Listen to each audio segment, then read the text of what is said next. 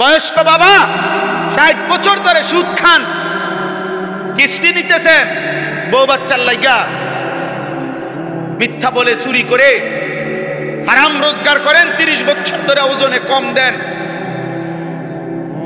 সুদ খান, কিস্তি নেন, বিবি বাচ্চার জন্য আল্লাহকে ভুলে গেলেন। বেচতে বেচতে নামাজ পড়তে পারেন না, অটো চালাইতে চালাইতে আল্লাহকে সেজদা দিতে সময় নাই, সিএনজি চালাইতে চালাইতে সামান্য 4 বন বেচে নাফরমান, এক ওয়াক্ত নামাজের টাইম নাই। আহা, একটা অটো চালাইতে গিয়ে নামাজের সময় নাই। একজন যুবক, তুমি 365 দিনের একটা বছরে কোনোদিন ফজরের নামাজ পড়লা না। প্রিয় সন্তান আমার, মুসলমান এমন হয়? মুসলমান এমন হয়?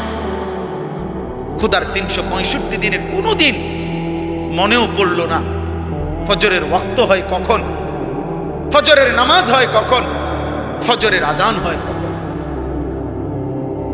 তোমার যদি বিবেক থাকে, একটা ছেলেকে বলে গেলাম, যদি বিবেক থাকে, যদি মরে না যাও, তাহলে তুমি ইনসাফ করে বলো। এই জন্য যুবক, ডান দিকে চুল, বাম দিকে সামনে যাদের চুল বড়, এটা ইমানদারের চুল না।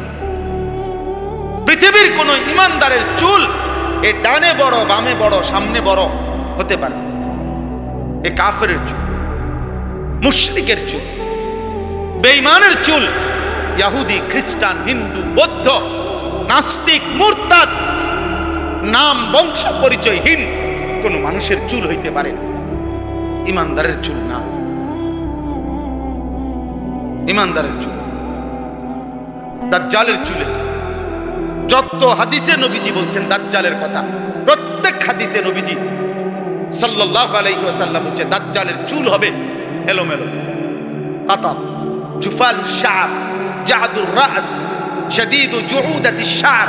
সব দাজ্জালের চুলের ব্যাপারে আল্লাহর নবী বলেছেন হাদিসের শব্দ। সব অর্থ হইল স্বাভাবিকতার পরিপন্থী এলোমেলো চুল। আগসানু শাজারা, গাছের ডালের মতো, গাছের ডাল সবগুলো একবার স্কয়ার মিলাইয়া সমান সমান, কথা বলে না কেন? আঁকা বাঁকা, উঁচা নিচা, ছোট বড়, চিকন মোটা, এলোমেলো, হাবাক হাবাক, টাক টাক। নবীজি বলছে দাজ্জালের চুল হবে থাক থাক। এই পোলাপা এনে এক কাটা দিছে, এনে একটা কাটা দিছে, এখান দিয়ে একরকম কাটা দিছে, দাজ্জালের চুল। নবীজি সাল্লাল্লাহু আলাইহি সাল্লাম বলছে দাজ্জালের চুল হবে সিথি কাটা, সিথি কাটা। এই জন্য যেরকম বিভিন্ন খানে যারা কাইটা চুলের আলাদা করে, এই সিথি কাটে দাজ্জালের চুল।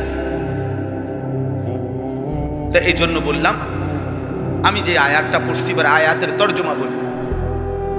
আল্লাহ তাআলা এই আয়াতের মধ্যে আমাদের কাছে একদম সহজ কথা, আল্লাহ তাআলা এখানে 8টা জিনিস উল্লেখ করছেন। সূরা তাওবার 24 নম্বর আয়াত, যে আয়াত আমি পড়ছি, এই আয়াতের মধ্যে আল্লাহর নবী সাল্লাল্লাহু আলাইহি ওয়াসাল্লাম, আল্লাহ তাআলা 8টা জিনিস বলছেন। একদিকে আল্লাহ বলছে এই 8টি জিনিসের প্রতি তোমাদের ভালোবাসা আছে, আমি জানি। আল্লাহ বলেন আমি 3টা জিনিস চাচ্ছি, আলাদা আরো 3টা জিনিস আল্লাহ বলছেন। বলছেন ওই 3টির ভালোবাসা আমি তোমাদের কাছে চাই। তো আল্লাহ বলেন এই 8টি ভালোবাসা যদি ওই 3টি ভালোবাসার চাইতে বেশি হয়, তো নিশ্চিত শুনে নাও আমি আল্লাহর পক্ষ থেকে তোমার জন্য আযাব আসবে, আযাব আসবে। আল্লাহ তাআলা বলেন, এই দেখেন আপনি সহজেই বুঝবেন। কুল ইন কানা আবাউকুম, হে নবী আপনি বলে দেন, এই 1 নাম্বার হলো তোমাদের পিতামাতা। পিতামাতার প্রতি প্রত্যেকের কলিজায় ভালোবাসা মহব্বত আছে, আছে কিনা বলেন? ওয়া আবনাউকুম, তোমাদের সন্তানাদি। 2, 3 ওয়া ইখওয়ানুকুম, তোমাদের ভাই বেরাদর, ভাই বোন। 4 ওয়া আজওয়াজুকুম, তোমাদের স্ত্রীগণ। 5 ওয়া আশিরাতুকুম, তোমাদের আত্মীয় স্বজন। কয়টা হলো? মানুষের আর কোনো আইটেম বাকি নেই। এই 5টা বলাতে মানুষের আর কোনো আইটেম কি নাই বাকি। এবার 6, ওয়া আমওয়ালুন ইকতারাফতুমুহা, তোমাদের জমানো সম্পদ, টাকা পয়সা সম্পদ যা জমাইছো এটার প্রতি তোমাদের ভালোবাসা আছে আমি জানি। ওয়া তিজারাতুন তাখশাউনা কাসাদাহা, 7, তোমাদের ব্যবসা চাকরি উপার্জনের ওই মাধ্যম যেটা তুমি ধ্বংস হয়ে যাওয়ার ভয় করো, খুব চেষ্টা করো যেন এটা ক্ষতিগ্রস্ত না হয়, কারণ এটার দ্বারা তোমার ইনকাম।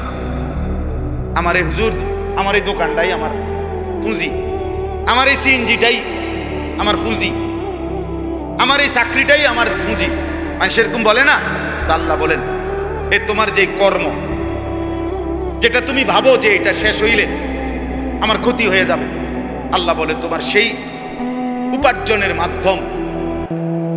8, ওয়া মাসাকিনু তারদাউনাহা, তোমাদের পছন্দের ঘর বাড়ি, বসত ভিটা, ঘর বাড়ি। তো কয়টা হলো? এখানে সব আছে, এখানে আর কিছু বাকি।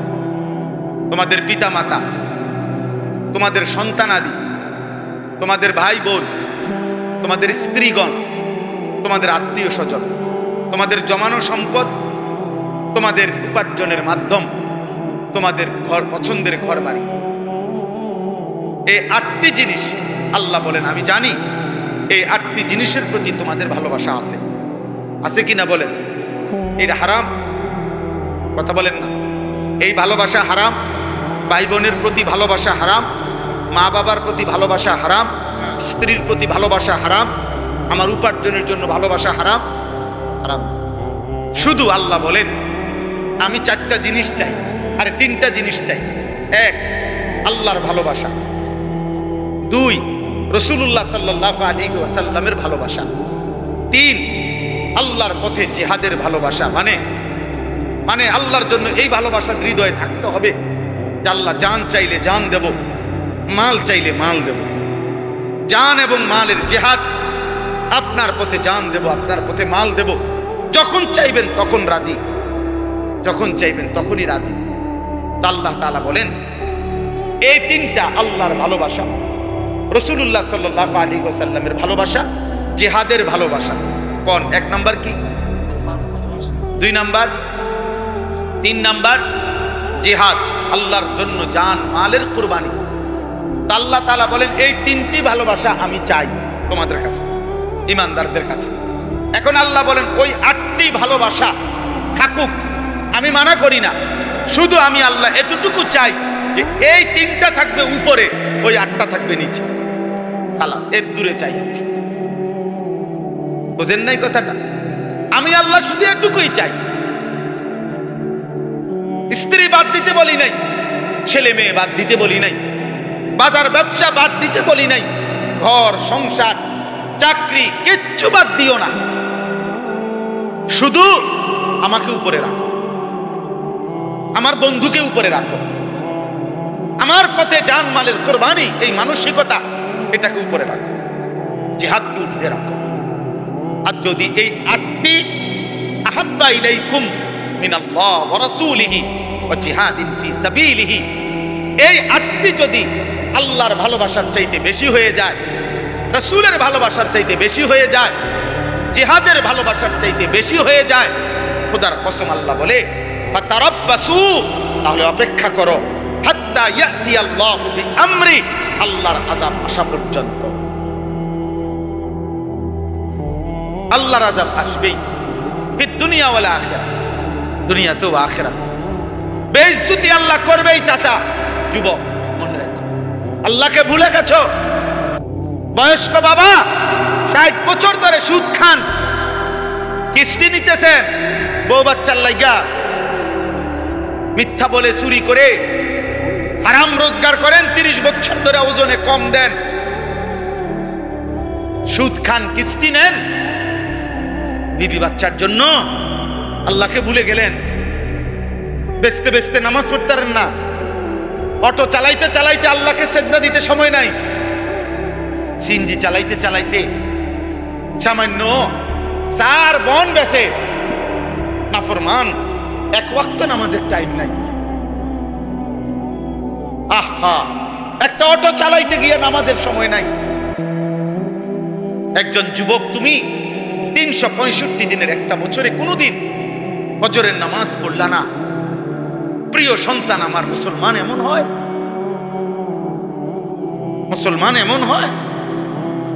খোদার 365 দিনে কোনোদিন মনেও পড়লো না ফজরের ওয়াক্ত হয় কখন, ফজরের নামাজ হয় কখন, ফজরের আজান হয় কখন। তোমার যদি বিবেক থাকে, একটা ছেলেকে বলে গেলাম, যদি বিবেক থাকে, যদি মরে না যাও, তাহলে তুমি ইনসাফ করে বলো, তুমি বলো, ইনসাফ করে বলো, এটা কোনো মুসলমান হইতে পারে কি? একদিন না, 2 দিন না, 365 দিন খোদার একদিনও ফজরের নামাজ পড়লা না। 40 বছর হায়াত চলে গেল, 60 বছর আল্লাহর কোরআন দেখে দেখেও পড়তে পারেন না। মুসলমান এমন হওয়ার কথা? বলেন, 60 বছর বয়স পর্যন্ত, সেই 6 বছর বয়স থেকে 60 বছর পর্যন্ত, 4 বছর বয়স থেকে 60 বছর পর্যন্ত কোনদিন ব্রাশের কথা, টুথপেস্টের কথা ভুল হলো না, কিন্তু মেসওয়াক চিনলেনও না, মেসওয়াক করলেনও না। এ কেমন নবীর জীবন, ভালোবাসা, এ কেমন আশেক, এ কেমন নবীর কথা মনে পড়লো? বলেন, কেমনে জবাব দিবেন? কেমনে জবাব দিবেন? গত 20 বছর ধরে দাড়ি কাটেন, এই অবস্থায় মৃত্যু হলে, আপনার মৃত্যু যদি হয় 30 বছর বয়সে, আপনি কবরে উঠবেন কি 60 বছরের বুড়া হইয়া? কথা বলেন না কেন?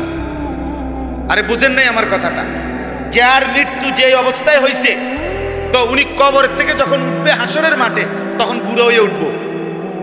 এই অবস্থায়, কোন অবস্থায়? এই অবস্থায়। তো দাড়ি বিহীন এই চেহারা নিয়ে সুপারিশের জন্য কেমনে যাবেন? হাউজে কাউসারের পানির জন্য কেমনে যাবেন? কেমনে দাঁড়াবেন নবীজির সামনে? তিনি কিছু বলবে না? বিড়ি সিগারেটের এই দুর্গন্ধওয়ালা মুখ নিয়ে প্রিয় নবী সাল্লাল্লাহু আলাইহি ওয়াসাল্লামের কাছে কেমনে যাবেন? ঘরে একটা রঙিন টেলিভিশন রাইখা যিনি মারা গেলেন, আপনি কেমনে যাবেন নবীজির সামনে? বাজার মসজিদের ইমাম সাহেব, এক বাজারে আমার পরিচিত, উনি আমারে কইতেছে, ওনার মসজিদের এক বাজার মসজিদের এক দোকানদার বাজারের তে আজীবন বেটা সুদ লাগাইত, সুদে টাকা দিত। মারা গেছে কিছুদিন আগে। মারা যাওয়ার 20 দিন পরে, 20-25 দিন পরে বেটার বউয়ে আইছে হুজুরের কাছে, ইমাম সাহেবের কাছে।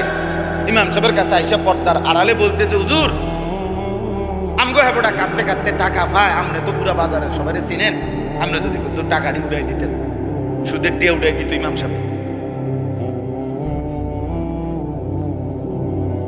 মুসলমান, তুমি তো কবরে চলে গেলা, তোমার বউয়ের সুদের টাকা খুঁজে। কি হবে তোমার কবরে? কি হবে তোমার কবরে? যে বিল্ডিং সুদের টাকায়,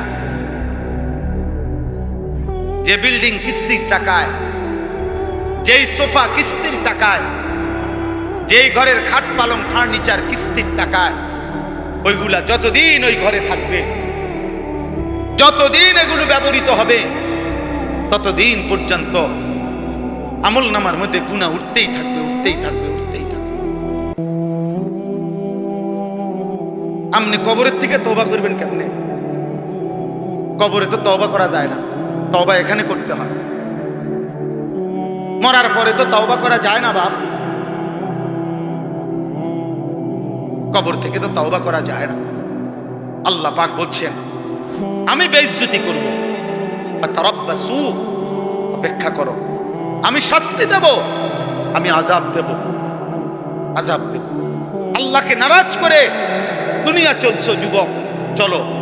কতক্ষণ দেখবা নারী? কতক্ষণ? মোবাইলে উলঙ্গ ছবি কত বছর দেখবা? যৌবনে কোনোদিন ভাটা পড়বে না, এই শরীর শেষ হবে না কোনোদিন। কতক্ষণ দেখবা নারী, কতক্ষণ? আজ কিংবা কাল হয় বৃদ্ধ হইবা, নয় কবরে যাইবা। তখন কি বলবো? রবের সামনে কি বলবা? আল্লাহ পাকের সামনে কি বলবো? আল্লাহ তাআলা কোরআনুল কারীমের মধ্যে বলছে, ওয়ালা তাকরাবুজ জিনা, জিনা ব্যভিচার, নারীর সাথে কোন রকমের অসভ্যতা তার কাছেও যেও না। নারীর ওই ফান্দে পাও দিও না যেখানে গুনাহ হয়। ফাত্তাকুদ দুনিয়া ওয়াত্তাকুন নিসা, নবীজি বলছে দুনিয়ার ধোঁকা থেকে বাঁচো, নারীর ধোঁকা থেকে বাঁচো। নারীর হাসি ভিন নারী, ওটা তোমার জাহান্নাম। নারীর নাচ, ও তো জাহান্নাম। বেপর্দা নারীর হাঁটা চলা, হাই যুবক মোবাইলের ওই নারী, সে তো তোমার না, সে মোবাইলও তো নাই, সে তো ছবি দিয়ে তার কাজে চলে গেছে, তোমারে নষ্ট করে দিছে। তুমি শুধু ছবি না দেখো, তুমি তো ওই নারীকে দেখো না, ওই নারী তো নাই। তুমি ছবিও তো দেখো না, এ তো ছায়া ছবি, এটারে ছায়া ছবি কয়, ছবির ছায়া এটা। ছায়ার পিছনে জীবন শেষ করে দিলাম। শরীরের যৌবনের শক্তি নিজের হাত নাপাক জায়গায় ব্যবহার করে যৌবনের এমন সুন্দর শক্তি নষ্ট করে দিলে ছায়া দেখে দেখে। আস্তাগফিরুল্লাহ, আস্তাগফিরুল্লাহ। আহা, বাপ চাচা মুরব্বী সব আছে দেখে এত বেশি কুইতাল্লাম, আরো বলতাম। এজন্য কিশোর নওজোয়ান, তোমাদের সবচেয়ে বড় দুর্ভাগ্য ওই ছেলেদের যাদের প্রকৃত অর্থে কোনো অভিভাবক নাই। খোদার কসম, অভিভাবক তাকে বলে যে তার অধীনস্থকে আল্লাহ এবং আখিরাতের কথা মনে করায়, যে তার অধীনস্থকে পরকাল স্মরণ করায়। বিবি বাচ্চাকে, তাকেই মূলত অভিভাবক বলে। এমন অভিভাবক যার কপালে জোটে নাই, সে মূলত লাওয়ারিস, লুবি বাপ। অপেক্ষায় আছে এতে একটু একটু গাছে গোড়া একটু বড় হইলেই এবার তারে দাও, পয়সা কামানিত লাগাই দাও, হয় বিদেশ হয়তো দেশে। নামাজ কিও আমাদের ফুতে যে নামাজ পড়ে না, আও মাইতো না চাইডি হাতের বিষয়। তার নামাজতে পড়লে পড়বো, আমার দায়িত্ব হলো বিদেশ পাঠান। আমি হুজুর 6 লাখ টাকা জমি বেচা লইছি, 3 লাখ টাকা কিস্তি নিছি, 3 লাখ টাকা তার ফুফাতে হাওড়াত লইছি। এমনি এমনি কত কষ্ট হুজুর জানেন। খাস দোয়া করিয়ে আমি সুদে কিস্তিতে মিলাইয়া 12 লাখ টাকা লইয়া বিদেশ পাঠাইতেছি। আমি খাস করে দোয়া করতাম, হুজুরে দোয়া করতো। ইমাম সাহেব কি দোয়া, ইমাম সাহেব কি দোয়া করতো? আল্লাহ ওনার সুদে বরকত দেন। তো কি দোয়া করবো? এই দোয়া করলে ইমান থাকবে না ইমাম সাহেব। হারামের উপরে দোয়া করলে ইমান থাকে না, বোঝেন নাই কথাটা? তাহলে আমি কি দোয়া করব?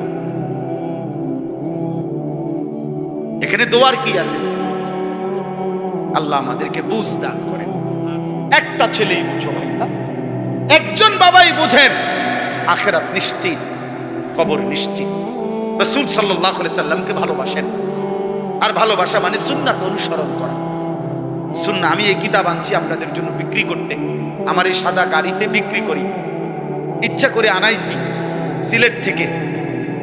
বাংলাদেশের একজন শ্রেষ্ঠ বুজুর্গ, আমাদের গাজীপুর কাপাসিয়ার হযরত অধ্যক্ষ মিজানুর রহমান চৌধুরী হযরত, বাংলা ভাষায় আজকে দীর্ঘদিনের সাধনায় বার সম্পাদনা করে সংস্কার করে বাংলায় এই কিতাবটা লিখছেন। আমাদের প্রিয় নবী সাল্লাল্লাহু আলাইহি সাল্লামের একটা একটা সুন্নত, সুই সুতার সুন্নতটাও ছোট্ট বিন্দু বিসর্গ সুন্নত এই কিতাবে আছে।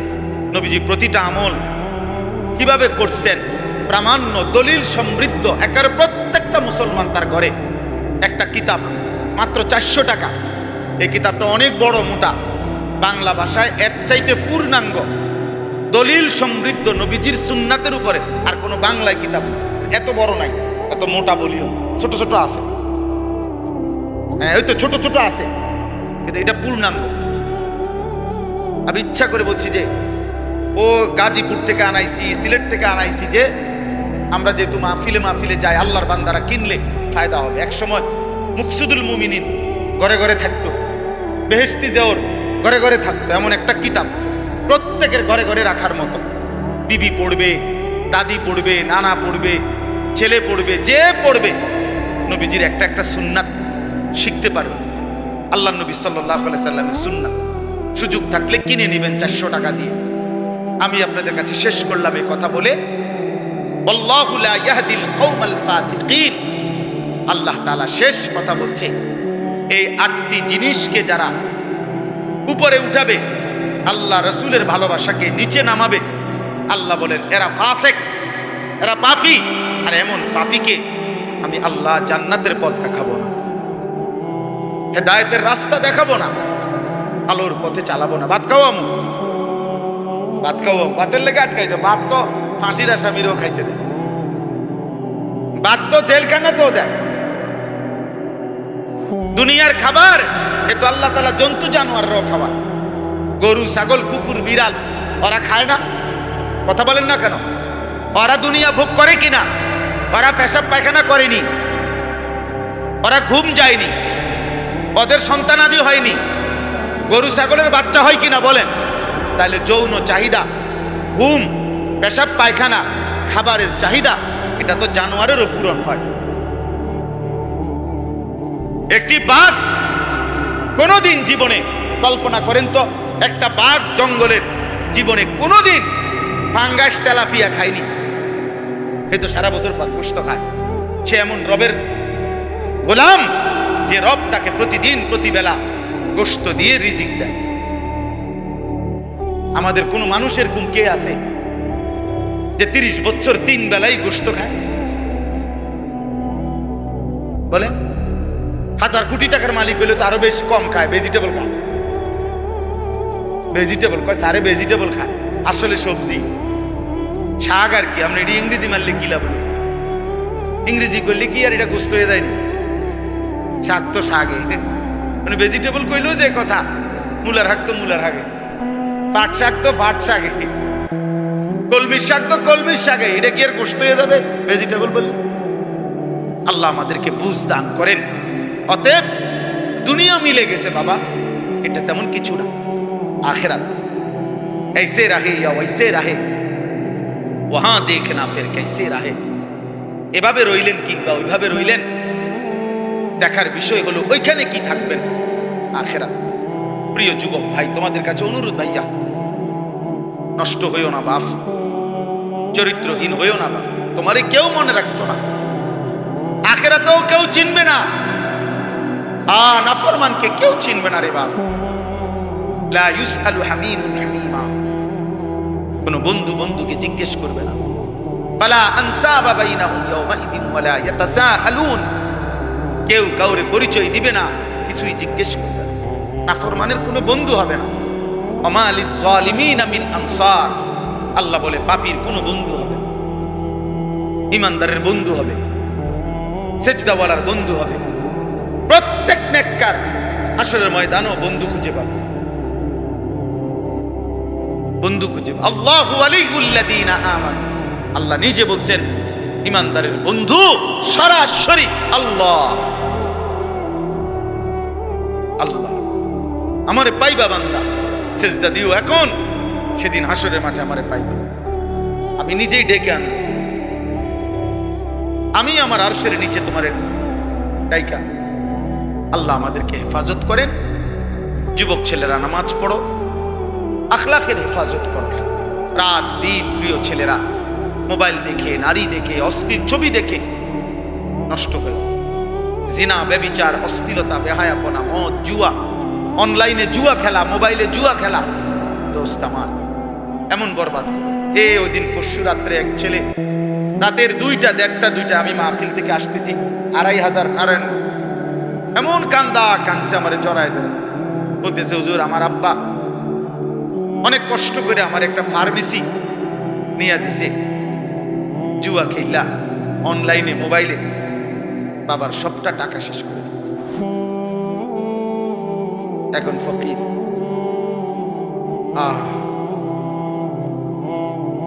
এজন্য আমরা প্রত্যেকটা ছেলেকে ফিরাইতে চাইলাম, বললাম আল্লাহ তাআলা আজকের এই মাহফিল কবুল করেন, আপনাদের সবাইকে কবুল করেন।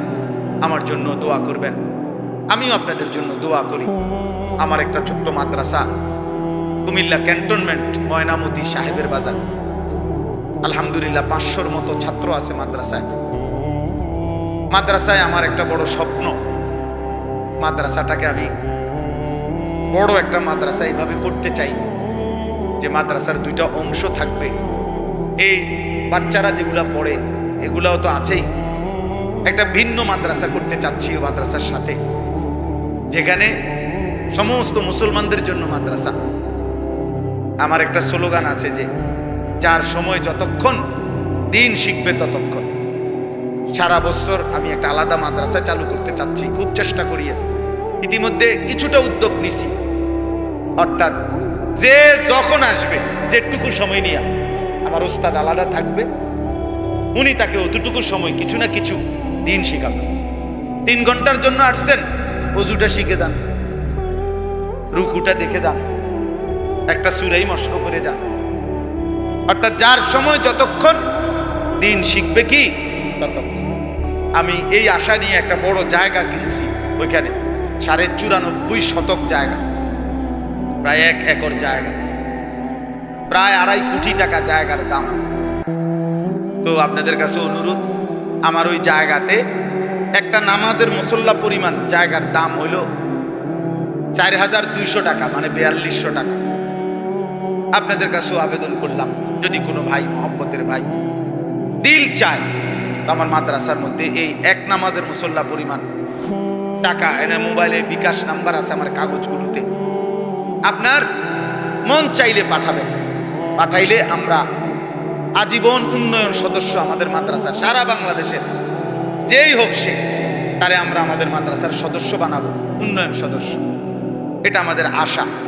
আল্লাহ তাআলা আপনাদেরকে তৌফিক দেন, এই মাদ্রাসা আল্লাহ কবুল করে নেন। আমি কিছুদিন আগে 350 স্কুল কলেজ ইউনিভার্সিটির ছাত্রের 3 দিন ব্যাপী কোর্স করাইছি, ওযু, নামাজ, সূরা, কেরাত, দোয়া, কালাম। এই আগস্ট মাসে আবার করব ইনশাআল্লাহ, নভেম্বর মাসে আশা আছে। এই জন্য ইচ্ছা হলো প্রতিটা মুসলমান দিন শিখবে। আল্লাহ তাআলা আপনাদেরকে তৌফিক দেন। আজকের এই মাহফিলটা ইন্তজাম করতে গিয়ে নওজোয়ান ভাইরা কষ্ট করছে। আমার ছোট ভাই হাফেজ মাওলানা আতিকুর রহমান আশরাফি, ও আসরের পরে বয়ান করছে, বারবার আমার বিরক্ত করছে, ভাইটা ডেট দিতেই বসে যা কথা। আমি বলি আচ্ছা ঠিক আছে নে তুই। অসংখ্য ছেলে করে এমন অবস্থা যে মানে কোন শক্তি তাকে মোবাইল থেকে বিরত রাখতে। 1 ঘন্টা আত্মহত্যা করবো প্রয়োজন, মরে যাবে, মরে যাবে। আফসোসের বিষয়, আফসোসের বিষয়। আমরা কি এখানে 10 ঘন্টার জন্য বসছি বলেন? তুমি অল্প একটু সময় সবর করো না, শয়তান তাকে 1 মিনিট থামতে দিবে। সেদিন এক মাওলানা সাহেব আফসোস করে বলতেছে, দাওরায়ে হাদিসের ছাত্র, বড় মোবাইল ব্যবহার করে দেখে মোবাইলটা তার আটকায় নিছে। বলছে না তোমার মোবাইল দেওয়া হবে না, বাড়ির যাওয়ার সময় তোমার দেওয়া হবে, এখন তুমি পড়ো। সে মুহতামিম সাহেবের কাছে গিয়ে বলতেছে, উনি আফসোস করতেছে, দাওরায়ে হাদিস পড়ে ছেলে, কয় আমার মোবাইল আমারে দিয়ে দেন, আমি এখানে পড়তাম, কিন্তু আমি আমার মোবাইল আমারে দিয়ে লাগে। মানে সে প্রয়োজনে মাদ্রাসা ছেড়ে দিবে, পড়ালেখা ছেড়ে দিবে, আমার মোবাইল আমারে দিয়ে দিতে।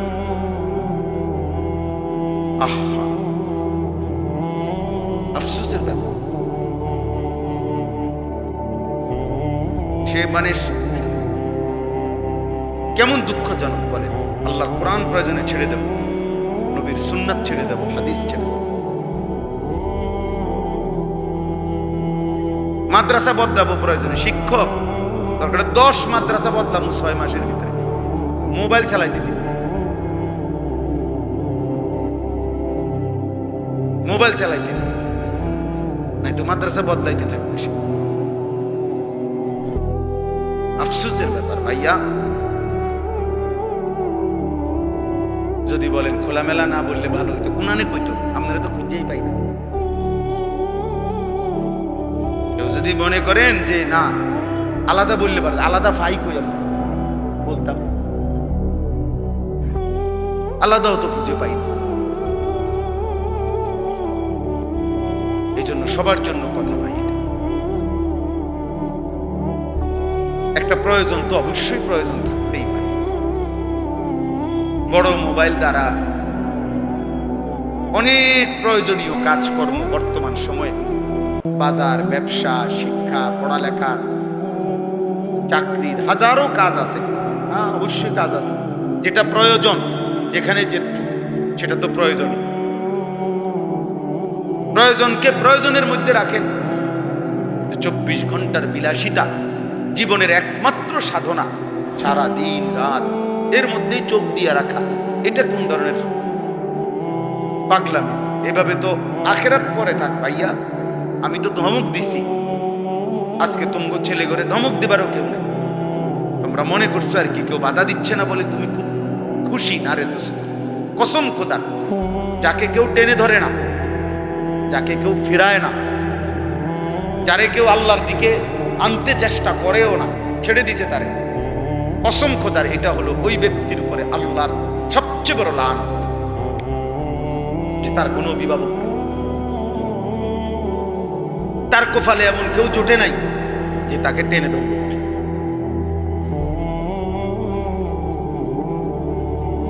তাকে ফেরাবার চেষ্টা করো। ওয়ালা তাকুনু কাল্লাযীনা নাসুল্লাহা ফাআনসাহুম আনফুসাহুম। আল্লাহ বলছে আমারে ভুলে গেছো বান্দা, ঠিক আছে, আমি তোমার পরিচয় ভুলায় দেব। তোমার আর কোনোদিন মনে পড়বে না তুমি মুসলমান,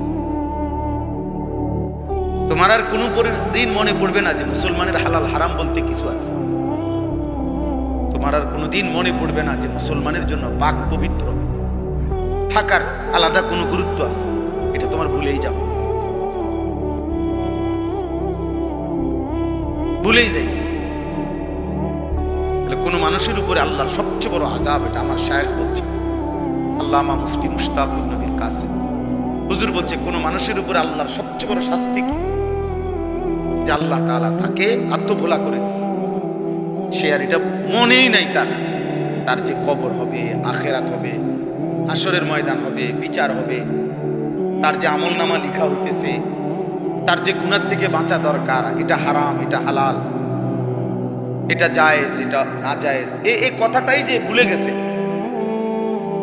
বিড়ি খাইতেছে তো খাইতে আছে, ওমা বয়স হয়ে গেছে 60-70, খবরও নাই যে আমরা যে বুড়ো হইয়া গেছে, হ্যাঁ খবরও নাই, খাইতে আছে বিড়ি। মিথ্যা বলতেছে তো বলতেই আছে, সুদ খাইতেছে তো খাইতেই আছে, কিস্তি নিতেছে তো নিতেই আছে, নাচ গান টেলিভিশন দেখে তো দেখে, বয়স হয়ে গেছে 60, প্রতিদিন চা দোকানে একরকম চা, নাচ গান দেখে টেলিভিশন। মহিলা বেপরদা তো প্রতিদিন বেপরদা, গালি দেয় তো প্রত্যেক কথায় গালি দেয়।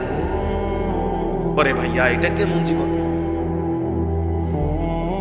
যে একদম ভুলেই গেছে যে গুনাহ, যে গুনাহ এটা যে হারাম, এটা ভুলেই গেছে, দিল থেকে মুছে গেছে। কি পরিমাণ মুসিবত, কি পরিমাণ দুর্ভাগ্য, কি পরিমাণ বদনসিব এটা ভাইয়া। এজন্য বললাম আমি এই ব্যাপারে কঠোর মানুষ। আমি তো সুন্দর করে ভদ্রচিত ভাবে বলছি যে ভাই কেউ মোবাইল হাতে রেকর্ড করবে, বলি নাই এটা বলেন, খালাস, এটা মেনে নিলেই তো হলো। অনেক শ্রোতা দিয়ে আমি করবো কি ভাই, জনপ্রিয়তা দিয়ে আমি করবো কি? আমি তো ইলেকশনে দাঁড়াইছি না যে আমার জনসমর্থন দরকার, ওই ইলেকশনে দাঁড়াইবার ইচ্ছাও নেই।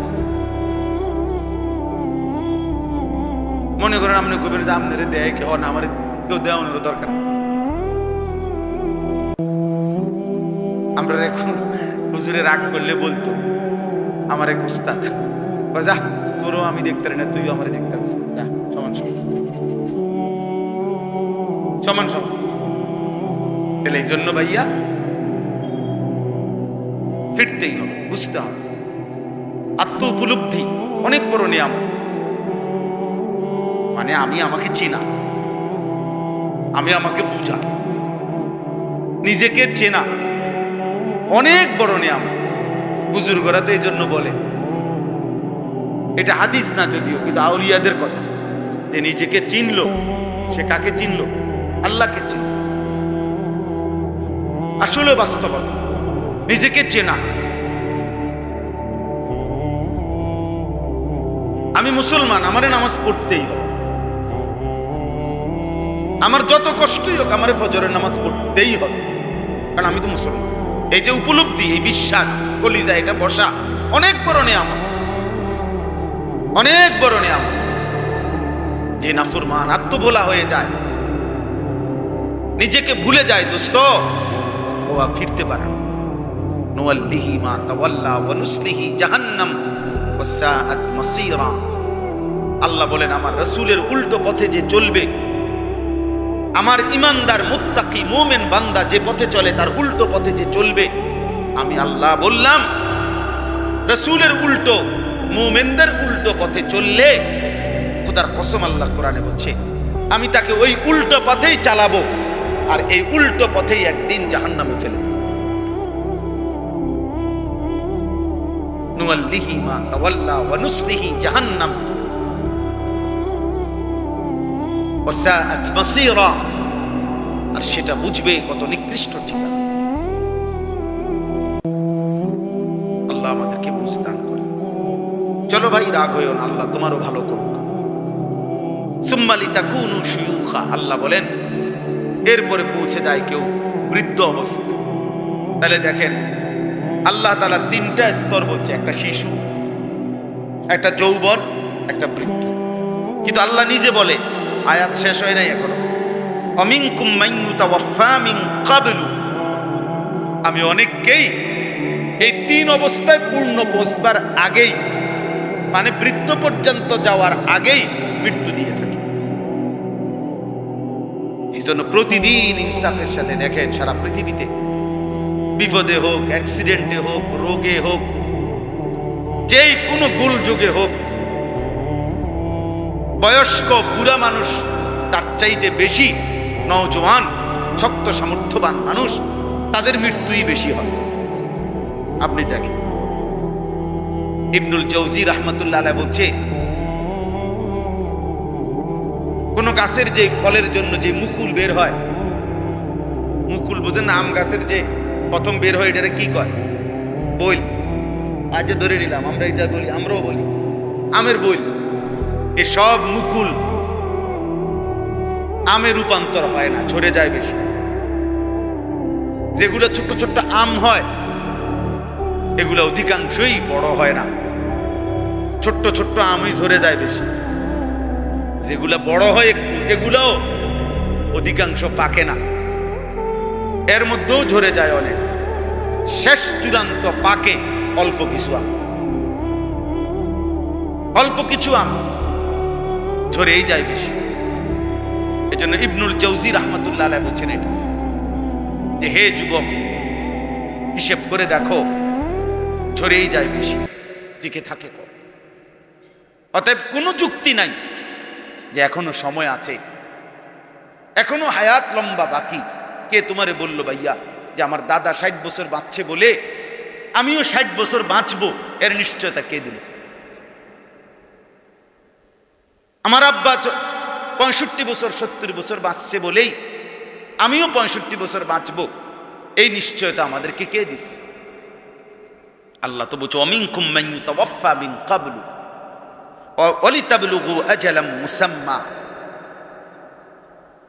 আল্লাহ তাআলা বলেন প্রত্যেকেই, যদি বলেন আগে যাদের মৃত্যু হয়ে যায় তারা অকালে মরে যায়, আল্লাহ বলে না, প্রত্যেকেই পৌঁছে যায় তার জন্য বরাদ্দকৃত নির্দিষ্ট সময়ে। আজালাম মুসাম্মা, এটা একটা নির্ধারিত সময়। আমি আল্লাহর ফয়সালা, তুমি কে? তুমি সিদ্ধান্ত দিবার কে? উনি 60 বছর বাঁচলে সেটাও আমার ইচ্ছা, এ 6 দিন বাঁচছে এটাও আমার ইচ্ছা। আমার এক সমুন্দির বাচ্চা মারা গেছে 3 দিনের দিন। কি অপরাধ? ওই বাচ্চার অপরাধ কি? কথা বলেন, কোনো অপরাধ এটা? 3 দিনের বাচ্চার কোনো অপরাধ এটা? কার ফয়সালা ভাইয়া? মালিকের। মাইলস্টোন স্কুল অ্যান্ড বাচ্চা কলেজের যে বাচ্চাগুলো মারা গেছে, ছোট ছোট বাচ্চা, মাসুম বাচ্চাগুলো, ওদের কি অপরাধ ছিল? তাহলে মৃত্যু কোনো সম্পূর্ণ আল্লাহ তাআলার ফয়সালা, এই পৃথিবী থেকে চলে যাওয়া। তাহলে আমি মূলত এই কথাটা বলতে চাচ্ছিলাম, এই কথাটাই বললাম যে আমরা প্রত্যেকেই এটা হিসাব করা উচিত। ঠিক আছে, আপনারা তাকায়েন না, আপনারা আমার দিকেই তাকান। আমাদের প্রত্যেকের সময় কম, আমাদের সামনে লম্বা সফর, অনেক লম্বা কবরের জীবন। ভাইয়া, হাদিসের কিতাবে আছে, কোন মুহাদ্দিসিনে কেরাম বলেন, সর্বশেষ ইসরাফিল ফু দিলে যে ব্যক্তি কবরে যাবে, হতে পারে তাকেও কবরেই থাকতে হবে 40,000 বছর। আমাদের নবী সাল্লাল্লাহু আলাইহি সাল্লামের জামানায় যারা ছিল, নবীজির হায়াতে, তারা যারা এখন কবরে গেছে, তো বলেন তারা মাটির উপরে ছিল কতদিন, মাটির নিচে আজকে কতদিন? আবু জাহেল মাটির উপরে আসিল নয়তো 60-65 বছর, কিন্তু মাটির নিচে আছে আজকে 1446 বছর। বদরের যুদ্ধের দিন শেষ, মারা গেছে। আর বদরের যুদ্ধ হয়েছে 2য় হিজরিতে, তো 1447 হিজরি না এখন? তো তাহলে কত হইল? 1446। তাহলে আবু জাহেল আমাদের হিসাবেই মাটির নিচে আছে আজকে 1446 বছর, 1450 বছর।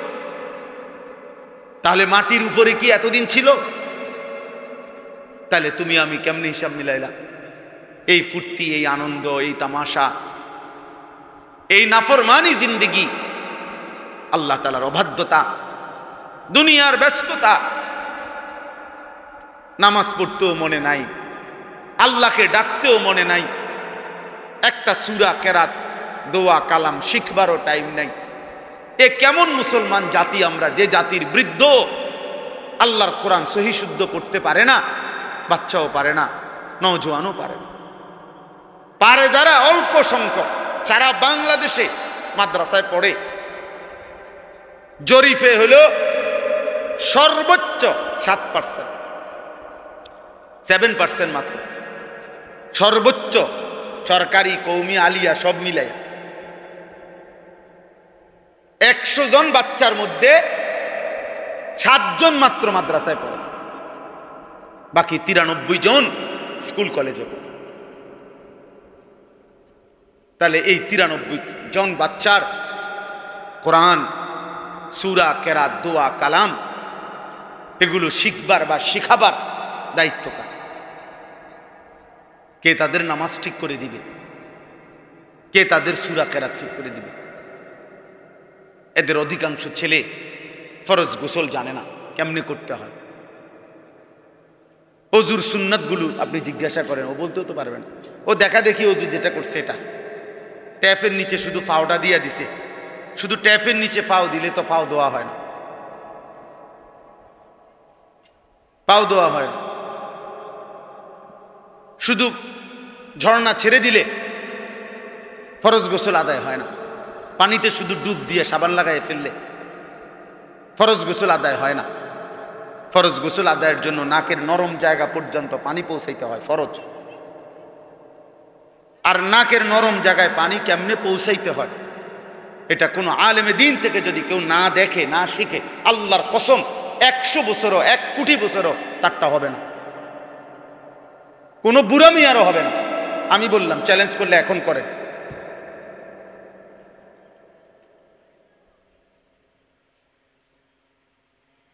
কোনো না কোনো হোক মক্তবের হুজুর, তার থেকে এটা শিখে নিতে হবে।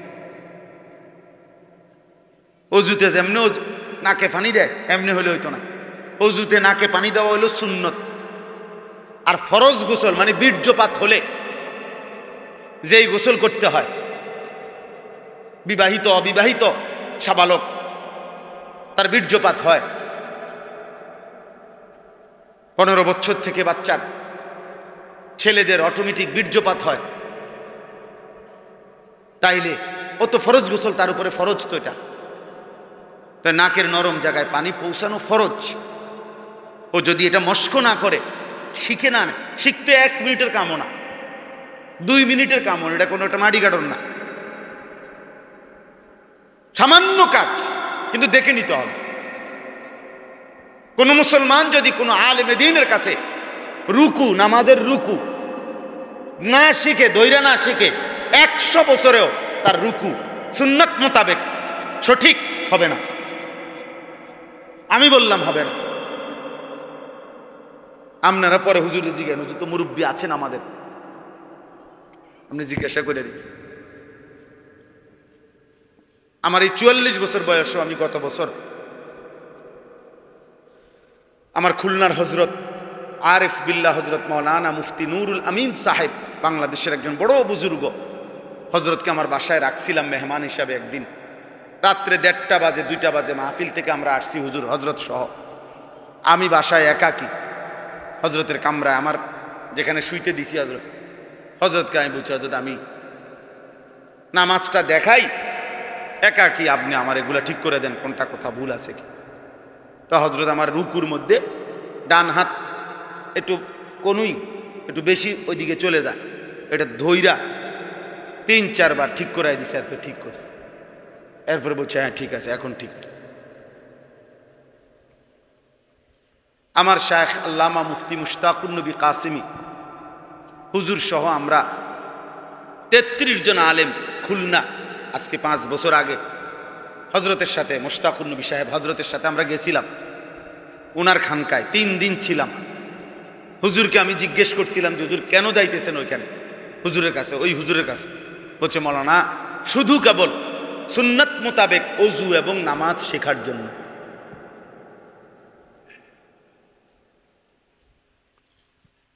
আল্লামা মুফতি মুশতাকুন নবী হুজুর বলছে, যিনি সারা পৃথিবীর বাংলা ভাষাভাষী মুসলমান 90% না 95% যাকে চেনে, যারাই বাংলায় কথা বলে, তাইলে বলেন বাবা আপনাদের শেখা দরকার না? কথা বলেন না চাচারা, বলেন আপনাদের শেখা দরকার না? ওই আমরা কই গুরুত্ব দিচ্ছি? তোমরা ছেলেরা যারা 5 ওয়াক্ত নামাজ পড়ো না, তো পড়োই না। আচ্ছা ভাইয়া, তো শুক্রবারে যারা পড়ো জুমার নামাজ, তো সেটাও কি শুদ্ধ হওয়া দরকার নাই?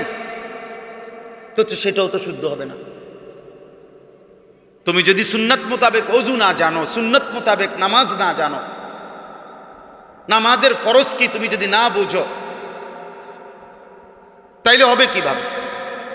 আজকে আমি কিতাবে পড়ছি, আশ্চর্য, আমার কাছে ওই কিতাব গাড়িতেও আছে। রাসূলুল্লাহ সাল্লাল্লাহু আলাইহি সাল্লামের কাছে সফরে একজন লোক আসছে, নবীজি সফরে যাচ্ছেন কোথাও, ওই অবস্থায় সফরেই মানে রাস্তাতেই ওই লোক কালেমা পড়ে মুসলমান হয়েছে। তো নবীজি সাল্লাল্লাহু আলাইহি সাল্লাম ইবারত হলো, ওয়ান নবী সাল্লাল্লাহু আলাইহি ওয়াসাল্লাম ইউআল্লিমুহুল ইসলামা ওয়া হুয়া ফি মাসিরিহি। নবীজি তার এই সফর অবস্থাতেই তাকে ইসলামের বিধান, শরীয়তের বিধান শিখাইতে শুরু করছে। এই অবস্থাতে ওয়ও উটের পিঠে, নবীজিও মনে করেন উটের পিঠে, এই রানিং অবস্থাতেই তাকে ওযু নামাজ শিখাচ্ছিলেন, এভাবে গুরুত্ব দিছেন। আচ্ছা এরপরে শুনেন, হাদিসের ইবারতের মধ্যে আছে, এই লোকটি নবীজির সাথে শিখতে শিখতে যাচ্ছিল, হঠাৎ আল্লাহর ইচ্ছায় একটা গর্তের মধ্যে, ছোট একটা গর্তে, ওই ওনার উট পাও পিছলাইয়া হোক, যেভাবে হোক, হোঁচট খাইয়া গর্তে পড়ে গেছে উট। এই গর্তে পড়ে যাওয়াতে উনিও গর্তে পড়ে গেছে। সাহাবীরা যখন তাড়াহুড়া করে ওই উট এবং ওনারে উঠাইছে,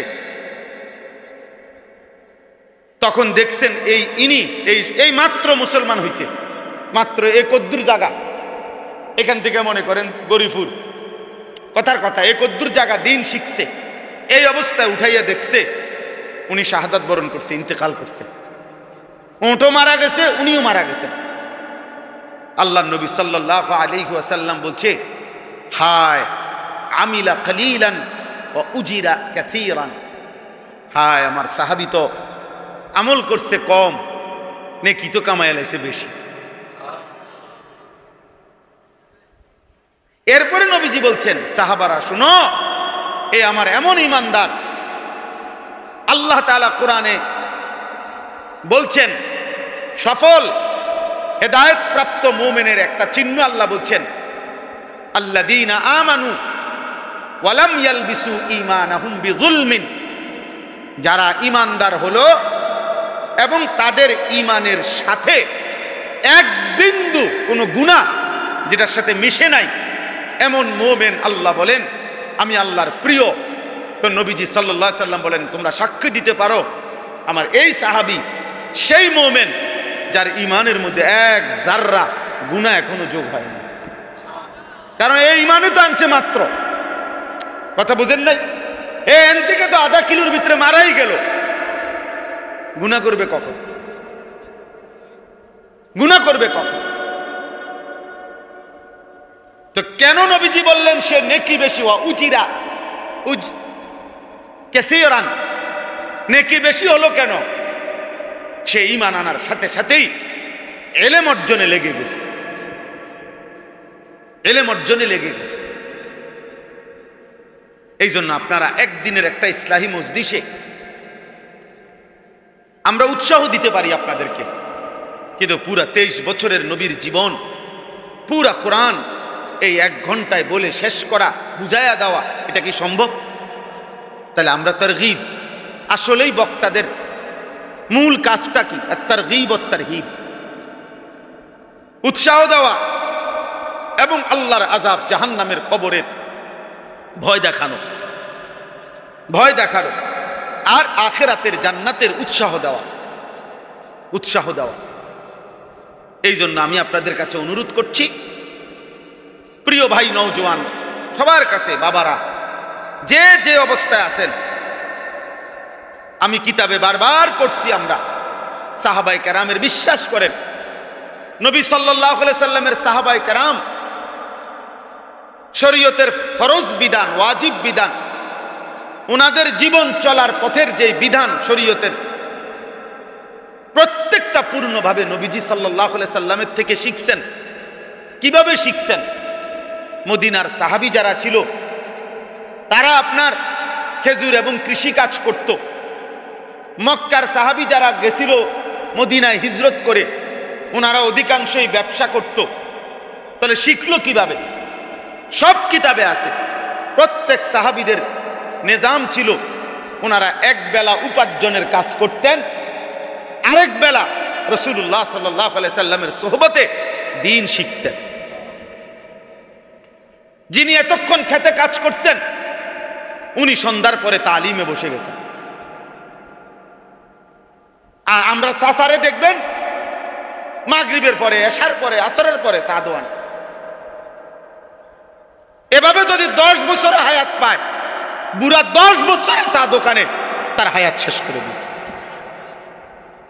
ভাইয়ের আফসোস বেটা, বদনসিব ওই বৃদ্ধ মানুষের উপরে, দুর্ভাগ্য ওই বুড়া মানুষের উপরে যে তারা এমন সুন্দর হায়াত চায়ের দোকানে আড্ডায় শেষ করে দিছে।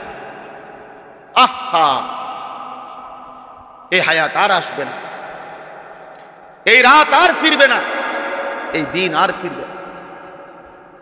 কোন রাত আর আসে না, কোন দিন আর আসে না ফিরে। সাহাবায়ে কেরামের মামুল ছিলেন। হযরত ওমর রাদিয়াল্লাহু তাআলা আনহু, বুখারীর হাদিস, হযরত ওমর রাদিয়াল্লাহু তাআলা আনহু তিনি যেখানে থাকতেন নবীজির মসজিদে নববী থেকে একটু দূরে ওনার মহল্লা ছিল। তো উনি ওনার সাথে আরেকজন সাহাবীর সাথে ওনারা চুক্তি করে নিছে দুজনে। ওমর রাদিয়াল্লাহু তাআলা বলছে, একদিন আমি 2 জনের খেতে খেজুরের বাগানে আমি কাজ করব, তুমি নবীজির কাছে পুরা টাইম থাকবা। রাসূলুল্লাহ সাল্লাল্লাহু আলাইহি ওয়াসাল্লাম, নবীজির একটা আদত ছিল স্বাভাবিক, যে নবীজি এশার পরে কথা বলতেন না। মানে এশার পরে কোনো তালিম, এশার পরে অন্যান্য কোনো শগল একান্তই প্রয়োজন ছাড়া করতেন না। এশার পরে তিনি হুজরায় চলে যেতেন এবং সেখানে কিছুক্ষণ পরেই স্ত্রীদের সাথে সময় কাটিয়ে তাহাজ্জুদে দাঁড়িয়ে যেতেন। ফজর পর্যন্ত তিনি তাহাজ্জুদ করতেন, তেলাওয়াত করতেন, নামাজ পড়তেন, দোয়া করতেন, চোখের পানি ফেলতেন, কাঁদতেন। তো উমর রাদিয়াল্লাহু তাআলা ওনার সাথে নিজাম করে নিছে যে একদিন ফজর থেকে এশা পর্যন্ত তুমি থাকবা নবীজির কাছে, আমি দুনো খেতে কাম করব। পরের দিন আমি থাকবো এখানে, তুমি আমগো দুজনের খেতে কি করবা, কাজ করবে। এইভাবে সাহাবায়ে কেরাম দ্বীন শিখছে।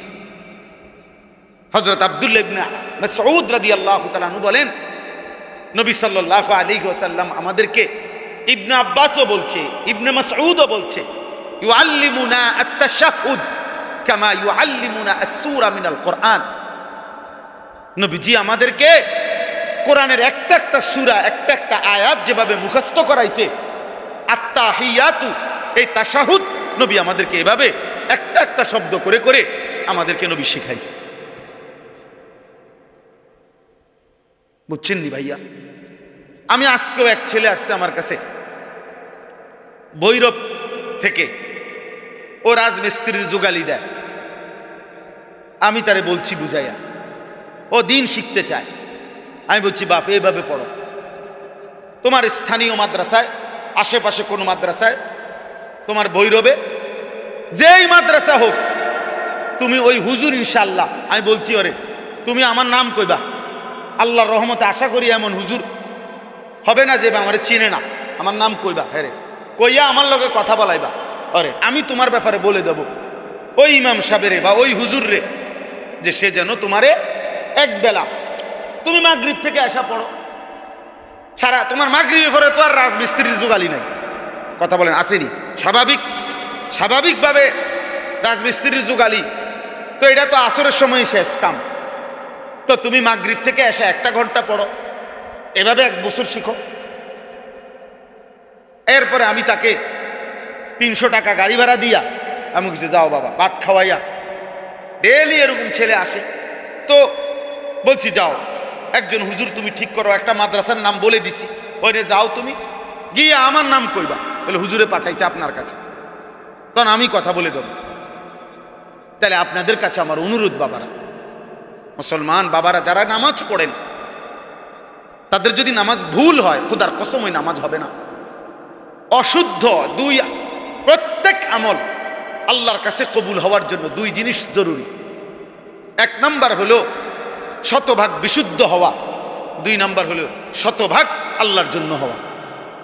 ফুজাইল ইবনে আয়াজ বলছে, লিয়াবলুয়াকুম আইয়ুকুম আহসানু আমালার তাফসীর কি? আল্লাহ বলছে আমি তোমাদেরকে দুনিয়ায় পাঠিয়েছি কেন? আমি আল্লাহ পরীক্ষা করতে চাচ্ছি তোমাদের কার আমল কতটা সুন্দর। কেন আল্লাহ পাঠাইছেন বলেন? কার আমল কতটা সুন্দর। আহসান, আহসান বলেন তো এই শব্দটা, আবার বলেন, আবার বলেন, আহসানু আমালা, আহসানু আমালা।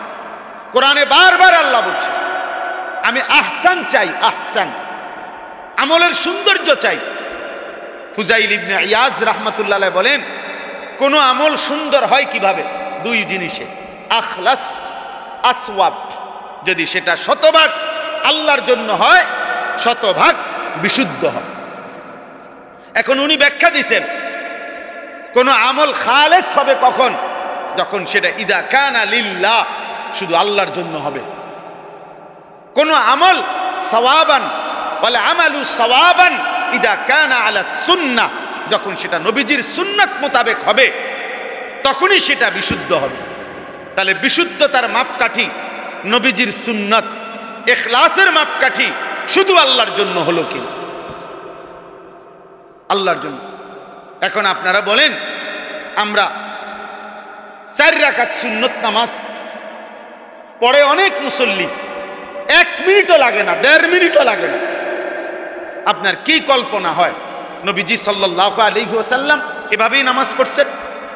কথা বলেন না বাবা, বলেন এই যে আত্তাহিদুলিল্লাহ সাল্লাতু তাইয়্যিবাতু আসসালামু আলাইকুম নবী রাহমাতুল্লাহি ওয়া আসসালামু আলাইহি ওয়া আলিহি বিল্লাহি আশহাদু আল্লা ইলাহা ইল্লাল্লাহ মুহাম্মাদুর রাসূলুল্লাহ আল্লাহুম্মা সাল্লি আলা মুহাম্মাদ ওয়া আলা আলি মুহাম্মাদ সাল্লাল্লাহু আলাইহি ওয়া আলা আলি ইব্রাহিম ইন্নাকা হামিদুম মাজিদ আল্লাহুম্মা বারিক আলা মুহাম্মাদ ওয়া আলা আলি মুহাম্মাদ ওয়া বারিক আলা ইব্রাহিম ওয়া আলা আলি ইব্রাহিম ইন্নাকা হামিদুম মাজিদ আল্লাহুম্মা ইন্নী যালামতু নাফসি যুলমান কাসীরা ওয়া লা ইয়াকুলু যুনুবা ইল্লা আনতা ফাগফির মাগফিরাতাম মিন ইনদিকা ইন্নাকা আনতাল গফুরুর রহিম। আসসালামু আলাইকুম ওয়া রাহমাতুল্লাহ। নবীজি এভাবে পড়ছেন তো আমরা সমাজে মানুষ এভাবে পড়ে না। এটা নামাজ, এটা আত্তাহিয়াতু হলো। ইনসাফ কি বলে? 20 রাকাত তারাবি পড়ে ফেললেন 20 মিনিটে, কি মেশিন দিয়ে পড়লেন? বলেন ইনসাফ কি বলে? আপনি হাসরের ময়দানে বলবেন হুজুরে এরম ফরাইলো কা, হ্যাঁ এবার আপনি আল্লাহ পাক ছেড়ে দিব। না ঠিক আছে, যাও যাও যাও, বন খাও, ভাত খাও, যাও, তোমার ছেড়ে দিলাম। কথা বলে। আমি একদিন একজনকে বলছিলাম, এক চাচারে, উনি বলছিল হুজুর আল্লাহ আমগর একটা হুজুর মিলাইছে, টন টন টন করে বলে বলছি। আমি বললাম মানে? মানে 20 রাকাত তারাবি, তারপরে এশা, বিতির, সব 1 ঘন্টাও লাগে না, টেরও পাওয়া যায় না কেমনি পড়াই। উনি খুশি।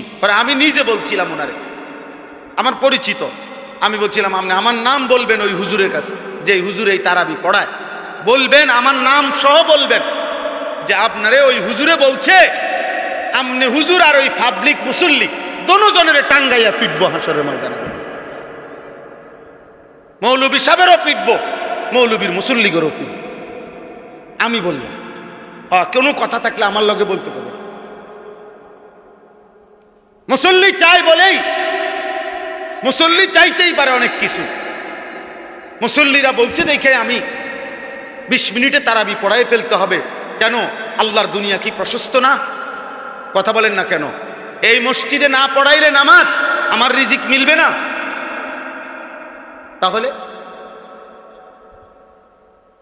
তাহলে খেলাফে সুন্নাত হতে পারবে না। রাসূলুল্লাহ সাল্লাল্লাহু আলাইহি ওয়াসাল্লামের এক এক সুন্নাত, একটি সুন্নাত আল্লাহ তাআলা আমাদের জন্য নিয়ামত হিসাবে দিয়েছে। আল্লাহ যেন বলছে বান্দা একটা জুতা কোন পায়ে দিবা, আমি সেটাও বন্ধুরে দিয়া দেখায় দিছি। এক গ্লাস পানি পান করতে কয়টা নিঃশ্বাস ফেলবা, আমি সেটাও আমার বন্ধুর মাধ্যমে বলে দিয়েছি। যদি ভালোবাসতেই হয়, যদি অনুসরণ করতেই হয়, যদি নিজের মধ্যে সবকিছু সুন্দর স্মার্ট এটা তুলে ধরতে হয় নিজেকে, খোদার কসম আল্লাহ বলছে আমার বন্ধুর চাইতে উত্তম, আমার বন্ধুর চাইতে প্রিয়, আমার বন্ধুর চাইতে সুন্দর গোটা কায়নাতে কেউ হয় নাই, আর কিয়ামত পর্যন্ত কেউ হবেও না। হবে কি? তিনি হাসলেও সুন্দর, তিনি কাঁদলেও সুন্দর, তিনি হাঁটলেও সুন্দর, তিনি বসলেও সুন্দর। 1.25 লাখ সাহাবী, লক্ষের চাইতে বেশি সাহাবী নবীজিকে কতভাবে দেখছে, কতভাবে দেখছে। কেউ পূর্ণিমার রাতে দেখছে, কেউ অমাবস্যার অন্ধকারে দেখছে, কেউ একাকী দেখছে, কেউ সবার মাঝে দেখছে, কেউ খোলা মাথায় দেখছে, কেউ মাথায় কাপড়ওয়ালা দেখছে, কেউ চাদর পরা দেখছে, কেউ ভিন্ন ভিন্ন কালারের চাদর গায়ে দেখছে। যে যেভাবে দেখছে আল্লাহর কসম বন্ধু প্রত্যেকেই সাক্ষী দিছে, ইয়া রাসূলুল্লাহ আপনার চাইতে সুন্দর এই 2 নয়নে আর কাউকে দেখি নাই। ওয়া আহসানু মিনকা লাম তারা কাত্তু আইনি ওয়া আজমালু মিনকা লাম তালিদিন নিসাউ। আপনার চাইতে সুন্দর এই 2 নয়নে আর কাউকে দেখি নাই। আপনার চাইতে সুন্দর কোনো মা কোনো বাচ্চা প্রসবই করে না, প্রসবই করে না। আল্লাহ তাআলা কোরআনুল কারীমের মধ্যে বলছে ওয়াদ্দুহা, বন্ধু আপনার আলোকোজ্জ্বল সুন্দর পবিত্র ওই চেহারা মুবারকের কসম। এই ওয়াদ্দুহার এক তাফসীর, এটা 2টা তাফসীরের মধ্যে এটা এক। আল্লাহ নবীজির চেহারা মুবারকের কসম করছে, আপনার চেহারা এতটা সুন্দর, আমি আল্লাহ আপনার ওই সুন্দর চেহারার কসম করলাম। ওয়াল্লাইলি ইদা সাজা, এইটার একটা তাফসীর হলো বন্ধু আপনার সুন্দর চেহারার সাথে মানানসই ঘন কালো যেই চুল আপনার মাথায়, আপনার সেই ঘন কালো চুলের কসম। আপনার ওই সুন্দর চেহারার কসম, আপনার ওই ঘন কালো চুলের কসম। আপনার চুল বড় সুন্দর বন্ধু, আপনার চেহারাও বড় সুন্দর। এই জন্য বাপ নবী সাল্লাল্লাহু আলাইহি সাল্লামের চেহারা মুবারক ছিল, দাড়িওয়ালা চেহারা, আর আল্লাহ তাআলা সেই চেহারা পছন্দ করে কসম করছে। নবীজির চুল ছিল পেছন দিকে লম্বা, আর সেই চুলের কসম আল্লাহ করছে। এই জন্য যুবক, ডান দিকে চুল, বাম দিকে সামনে যাদের চুল বড়, এটা ইমানদারের চুল না। পৃথিবীর কোন ইমানদারের চুল এ ডানে বড়, বামে বড়, সামনে বড় হতে পারে। এ কাফেরের চুল, মুশরিকের চুল, বেঈমানের চুল, ইহুদি, খ্রিস্টান, হিন্দু, বৌদ্ধ, নাস্তিক, মুরতাদ, নাম বংশ পরিচয়হীন কোন মানুষের চুল হইতে পারে, ইমানদারের চুল না। ইমানদারের চুল, দাজ্জালের চুল। এটা যত হাদিসে নবীজি বলছেন দাজ্জালের কথা, প্রত্যেক হাদিসে নবীজি সাল্লাল্লাহু আলাইহি ওয়াসাল্লাম বলছে দাজ্জালের চুল হবে এলোমেলো, কাতাত, জুফালুশ শা'r, জাদুর রাস, শাদীদু জুউদাতিশ শা'r, সব দাজ্জালের চুলের ব্যাপারে আল্লাহর নবী বলছেন হাদিসের শব্দ। সব অর্থ হইল স্বাভাবিকতার পরিপন্থী এলোমেলো চুল। আগসানু শাজারা, গাছের ডালের মতো, গাছের ডাল সবগুলো একবার স্কয়ার মিলাইয়া সমান সমান, কথা বলে না কেন, আঁকা বাঁকা, উঁচা নিচা, ছোট বড়, চিকন মোটা, এলোমেলো, হাবাক হাবাক, তাক তাক। নবীজি বলছে দাজ্জালের চুল হবে থাক থাক। এই পোলাপা এনে এক কাটা দিছে, এনে একটা কাটা দিছে, এখান দিয়ে একরকম কাটা দিছে, তো দাজ্জালের চুল। নবীজি সাল্লাল্লাহু আলাইহি সাল্লাম বলছে দাজ্জালের চুল হবে সিথি কাটা, সিথি কাটা। এই জন্য যেরকম বিভিন্নখানে যারা কাইটা চুলের আলাদা করে, এই সিথি কাটে দাজ্জালের চুল। তা এই জন্য বললাম, আমি যে আয়াতটা পড়ছি, এবার আয়াতের তর্জমা বলি। আল্লাহ তাআলা এই আয়াতের মধ্যে আমাদের কাছে একদম সহজ কথা, আল্লাহ তাআলা এখানে 8টা জিনিস উল্লেখ করছেন। সূরা তাওবার 24 নম্বর আয়াত, যে আয়াত আমি পড়ছি, এই আয়াতের মধ্যে আল্লাহর নবী সাল্লাল্লাহু আলাইহি ওয়াসাল্লাম আল্লাহ তাআলা 8টা জিনিস বলছেন। একদিকে আল্লাহ বলছে এই 8টি জিনিসের প্রতি তোমাদের ভালোবাসা আছে আমি জানি।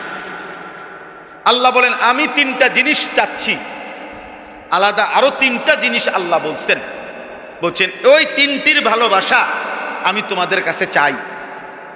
তো আল্লাহ বলেন এই 8টি ভালোবাসা যদি ওই 3টি ভালোবাসার চাইতে বেশি হয়, তো নিশ্চিত শুনে নাও আমি আল্লাহর পক্ষ থেকে তোমার জন্য আযাব আসবে, আযাব আসবে। আল্লাহ তাআলা বলেন, এই দেখেন আপনি সহজেই বুঝবেন। কুল ইন কানা আবাউকুম, হে নবী আপনি বলে দেন, এই 1 নাম্বার হলো তোমাদের পিতামাতা। পিতামাতার প্রতি প্রত্যেকের কলিজায় ভালোবাসা মহব্বত আছে, আছে কিনা বলে। ওয়া আবনাউকুম, তোমাদের সন্তানাদি। 2, 3 ওয়া ইখওয়ানুকুম, তোমাদের ভাই বেরাদর, ভাই বোন। 4 ওয়া আজওয়াজুকুম, তোমাদের স্ত্রীগণ। 5 ওয়া আশিরাতুকুম, তোমাদের আত্মীয় স্বজন। কয়টা হলো? মানুষের আর কোনো আইটেম বাকি নাই। এই 5টা বলাতে মানুষের আর কোনো আইটেম কি নাই, বাকি। এবার 6 ওয়া আমওয়ালুন ইকতারাফতুমুহা, তোমাদের জমানো সম্পদ, টাকা পয়সা সম্পদ যা জমাইছো, এটার প্রতি তোমাদের ভালোবাসা আছে আমি জানি।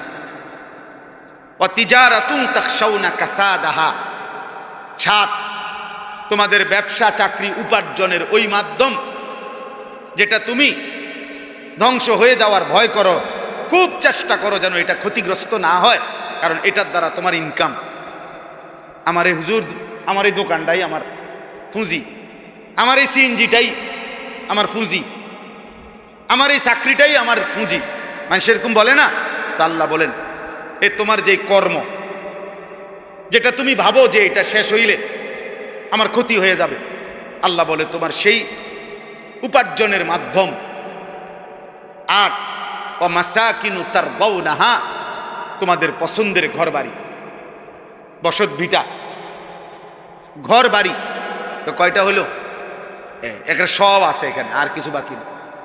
তোমাদের পিতা মাতা, তোমাদের সন্তানাদি, তোমাদের ভাই বোন, তোমাদের স্ত্রীগণ, তোমাদের আত্মীয় স্বজন, তোমাদের জমানো সম্পদ, তোমাদের উপার্জনের মাধ্যম, তোমাদের ঘর, পছন্দের ঘর বাড়ি।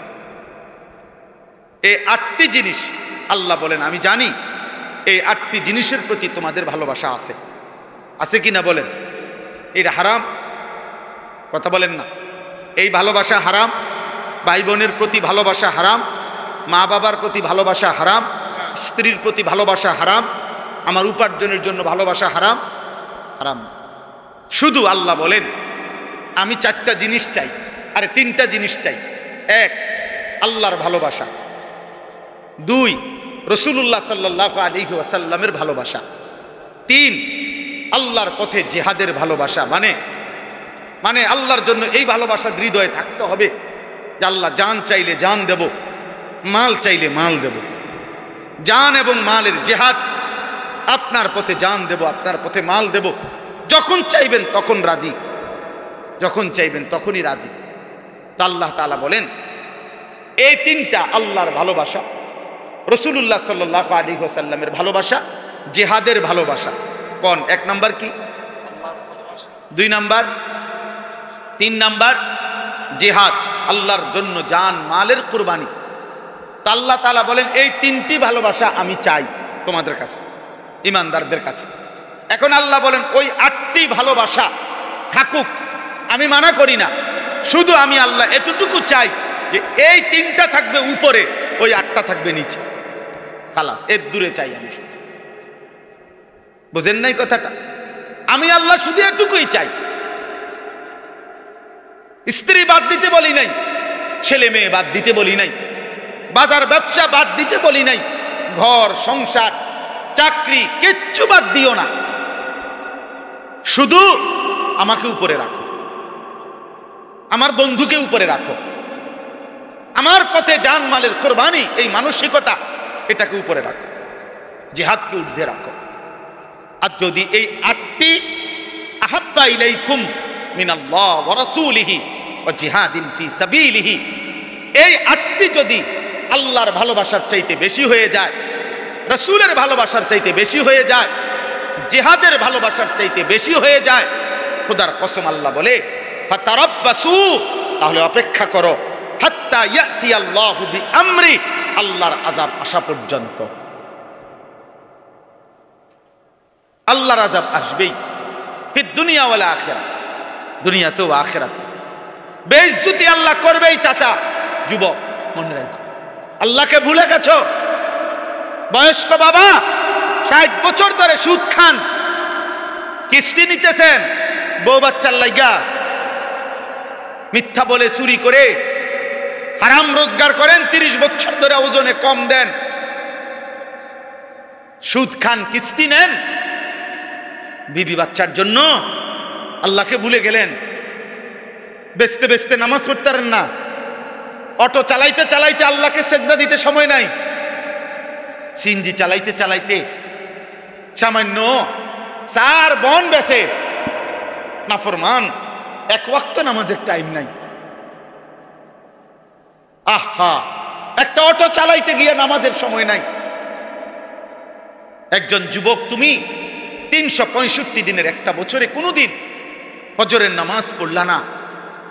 প্রিয় সন্তান আমার, মুসলমান এমন হয়? মুসলমান এমন হয়?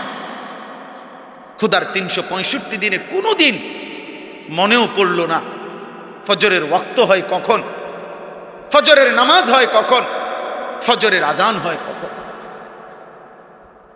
তোমার যদি বিবেক থাকে, একটা ছেলেকে বলে গেলাম, যদি বিবেক থাকে, যদি মরে না যাও, তাহলে তুমি ইনসাফ করে বলো, তুমি বলো, ইনসাফ করে বলো, এটা কোনো মুসলমান হইতে পারে কিনা? একদিন না, 2 দিন না, 365 দিন ক্ষুধার, একদিনও ফজরের নামাজ পড়লা না। 40 বছর হায়াত চলে গেল, 60 বছর আল্লাহর কোরআন দেখে দেখেও পড়তে পারেন না। মুসলমান এমন হওয়ার কথা? বলেন, 60 বছর বয়স পর্যন্ত, সেই 6 বছর বয়স থেকে 60 বছর পর্যন্ত, 4 বছর বয়স থেকে 60 বছর পর্যন্ত কোনদিন ব্রাশের কথা, টুথপেস্টের কথা ভুল হলো না, কিন্তু মেসওয়াক চিনলেনও না, মেসওয়াক করলেনও না। এ কেমন নবীর জীবন, ভালোবাসা, এ কেমন আশেক, এ কেমন নবীর কথা মনে পড়লো? বলেন, কেমনে জবাব দিবেন? কেমনে জবাব দিবেন? গত 20 বছর ধরে দাড়ি কাটেন, এই অবস্থায় মৃত্যু হলে, আমনের মৃত্যু যদি হয় 30 বছর বয়সে, আপনি কবরে উঠবেন কি 60 বছরের বুড়া হইয়া? কথা বলেন না কেন? আরে বুঝেন নাই আমার কথাটা? যার মৃত্যু যে অবস্থায় হয়েছে, তো উনি কবরের থেকে যখন উঠবে হাসরের মাঠে, তখন বুড়ো হয়ে উঠবো। এই অবস্থায়, কোন অবস্থায়? এই অবস্থায়। তো দাড়িবিহীন এই চেহারা নিয়ে সুপারিশের জন্য কেমনে যাবেন? হাউজে কাউসারের পানির জন্য কেমনে যাবেন? কেমনে দাঁড়াবেন নবীজির সামনে? তিনি কিছু বলবে না? বিড়ি সিগারেটের এই দুর্গন্ধওয়ালা মুখ নিয়ে প্রিয় নবী সাল্লাল্লাহু আলাইহি ওয়াসাল্লামের কাছে কেমনে যাবেন? ঘরে একটা রঙিন টেলিভিশন রাইখা যিনি মারা গেলেন, আপনি কেমনে যাবেন নবীজির সামনে? বাজার মসজিদের ইমাম সাহেব, এক বাজারে আমার পরিচিত, উনি আমারে কইতেছে, ওনার মসজিদের এক বাজার মসজিদের এক দোকানদার বাজারের তে আজীবন বেটা সুদ লাগাই, সুদে টাকা দিত। মারা গেছে কিছুদিন আগে। মারা যাওয়ার 20 দিন পরে, 20-25 দিন পরে বেটার বউয়ে আইছে হুজুরের কাছে, ইমাম সাহেবের কাছে। ইমাম সাহেবের কাছে আইসা পর্দার আড়ালে বলতেছে, হুজুর আমগো হেবটা কাটতে কাটতে টাকা পায়, আপনি তো পুরা বাজারের সবাই চিনেন, আপনি যদি টাকাটি উড়াই দিতেন। সুদের টিয়া উড়াই দিত ইমাম সাহেব। মুসলমান, তুমি তো কবরে চলে গেলা, তোমার বউয়ে সুদের টাকা খুঁজে। কি হবে তোমার কবরে? কি হবে তোমার কবরে? যে বিল্ডিং সুদের টাকায়, যে বিল্ডিং কিস্তির টাকায়, যেই সোফা কিস্তির টাকায়, যেই ঘরের খাট পালং ফার্নিচার কিস্তির টাকায়, ওইগুলা যতদিন ওই ঘরে থাকবে, যতদিন এগুলো ব্যবহৃত হবে, ততদিন পর্যন্ত আমল নামার মধ্যে গুনাহ উঠতেই থাকবে, উঠতেই থাকবে, উঠতেই থাকবে। আপনি কবরের থেকে তওবা করবেন কেমনে? কবরে তো তওবা করা যায় না, তওবা এখানে করতে হয়। মরার পরে তো তওবা করা যায় না বাপ, কবর থেকে তো তওবা করা যায় না। আল্লাহ পাক বলছেন, আমি বেইজ্জতি করব, ফাতারাব্বাসু, অপেক্ষা করো, আমি শাস্তি দেব, আমি আযাব দেব, আযাব দেব। আল্লাহকে নারাজ করে দুনিয়া চলছো যুবক, চলো। কতক্ষণ দেখবা নারী? কতক্ষণ? মোবাইলে উলঙ্গ ছবি কত বছর দেখবা? যৌবনে কোনোদিন ভাটা পড়বে না? এই শরীর শেষ হবে না কোনোদিন? কতক্ষণ দেখবা নারী? কতক্ষণ? আজ কিংবা কাল হয় বৃদ্ধ হইবা, নয় কবরে যাইবা। তখন কি বলবা? রবের সামনে কি বলবা? আল্লাহ পাকের সামনে কি বলবা? আল্লাহ তাআলা কোরআনুল কারীমের মধ্যে বলছে, ওয়ালা তাকরাবুজ জিনা, জিনা ব্যভিচার, নারীর সাথে কোনো রকমের অসভ্যতা, তার কাছেও যেও না। নারীর ওই ফান্দে পাও দিও না যেখানে গুনাহ হয়।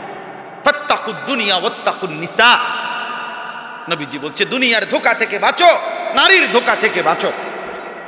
নারীর হাসি ভিন নারী, ওটা তোমার জাহান্নাম। নারীর নাচ, ও তো জাহান্নাম।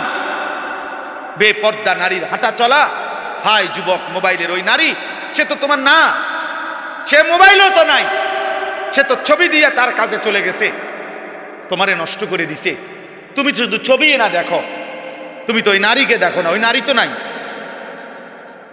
তুমি ছবিও তো দেখো না, এ তো ছায়া ছবি, এটারে ছায়া ছবি কয়, ছবির ছায়া এটা।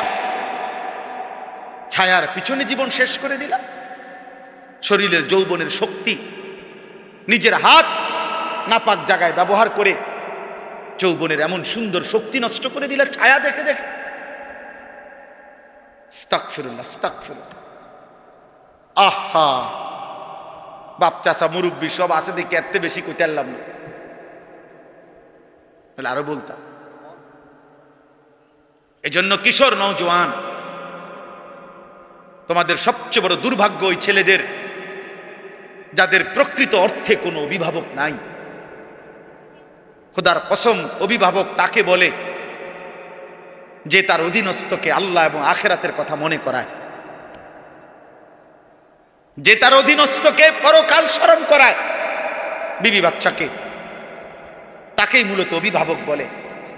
এমন অভিভাবক যার কপালে জোটে নাই, সে মূলত লাওয়ারিস, লুবি বাপ। অপেক্ষায় আছে এতে একটু একটু গাছে গোড়া একটু বড় হইলেই এবার তারে দাও, পয়সা কামানিত লাগাই দাও, হয় বিদেশ হয়তো দেশে। নামাজ কিও আমাদের ফুতে যে নামাজ পড়ে না, আও মাত্য না চাই, এটি হাতের বিষয়। তার নামাজতে পড়লে পড়বে, আমার দায়িত্ব হলো বিদেশ পাঠান। আমি হুজুর 6 লাখ টাকা জমি বেচা লইছি, 3 লাখ টাকা কিস্তি নিছি, 3 লাখ টাকা তার ফুফাতে হাওলাত লইছি। এমনি এমনি কত কষ্ট হুজুর জানেন না। খাস দোয়া করিয়ে আমি সুদে কিস্তিতে মিলাইয়া 12 লাখ টাকা লইয়া বিদেশ পাঠাইতেছি। আমি খাস করে দোয়া করতাম, হুজুরে দোয়া করতো। ইমাম সাহেব কি দোয়া, ইমাম সাহেব কি দোয়া করতো, আল্লাহ ওনার সুদে বরকত দেন। তো কি দোয়া করবো? এই দোয়া করলে ইমান থাকবে না ইমাম সাহেব। হারামের উপরে দোয়া করলে ইমান থাকে না। বোঝেন নাই কথাটা? তাহলে আমি কি দোয়া করব? এখানে দোয়ার কি আছে? আল্লাহ আমাদেরকে বুঝ দান করেন। একটা ছেলেই বুঝো ভাইয়া, একজন বাবাই বুঝেন, আখিরাত নিশ্চিত, কবর নিশ্চিত। রাসূল সাল্লাল্লাহু আলাইহি সাল্লামকে ভালোবাসেন, আর ভালোবাসা মানে সুন্নাত অনুসরণ করা।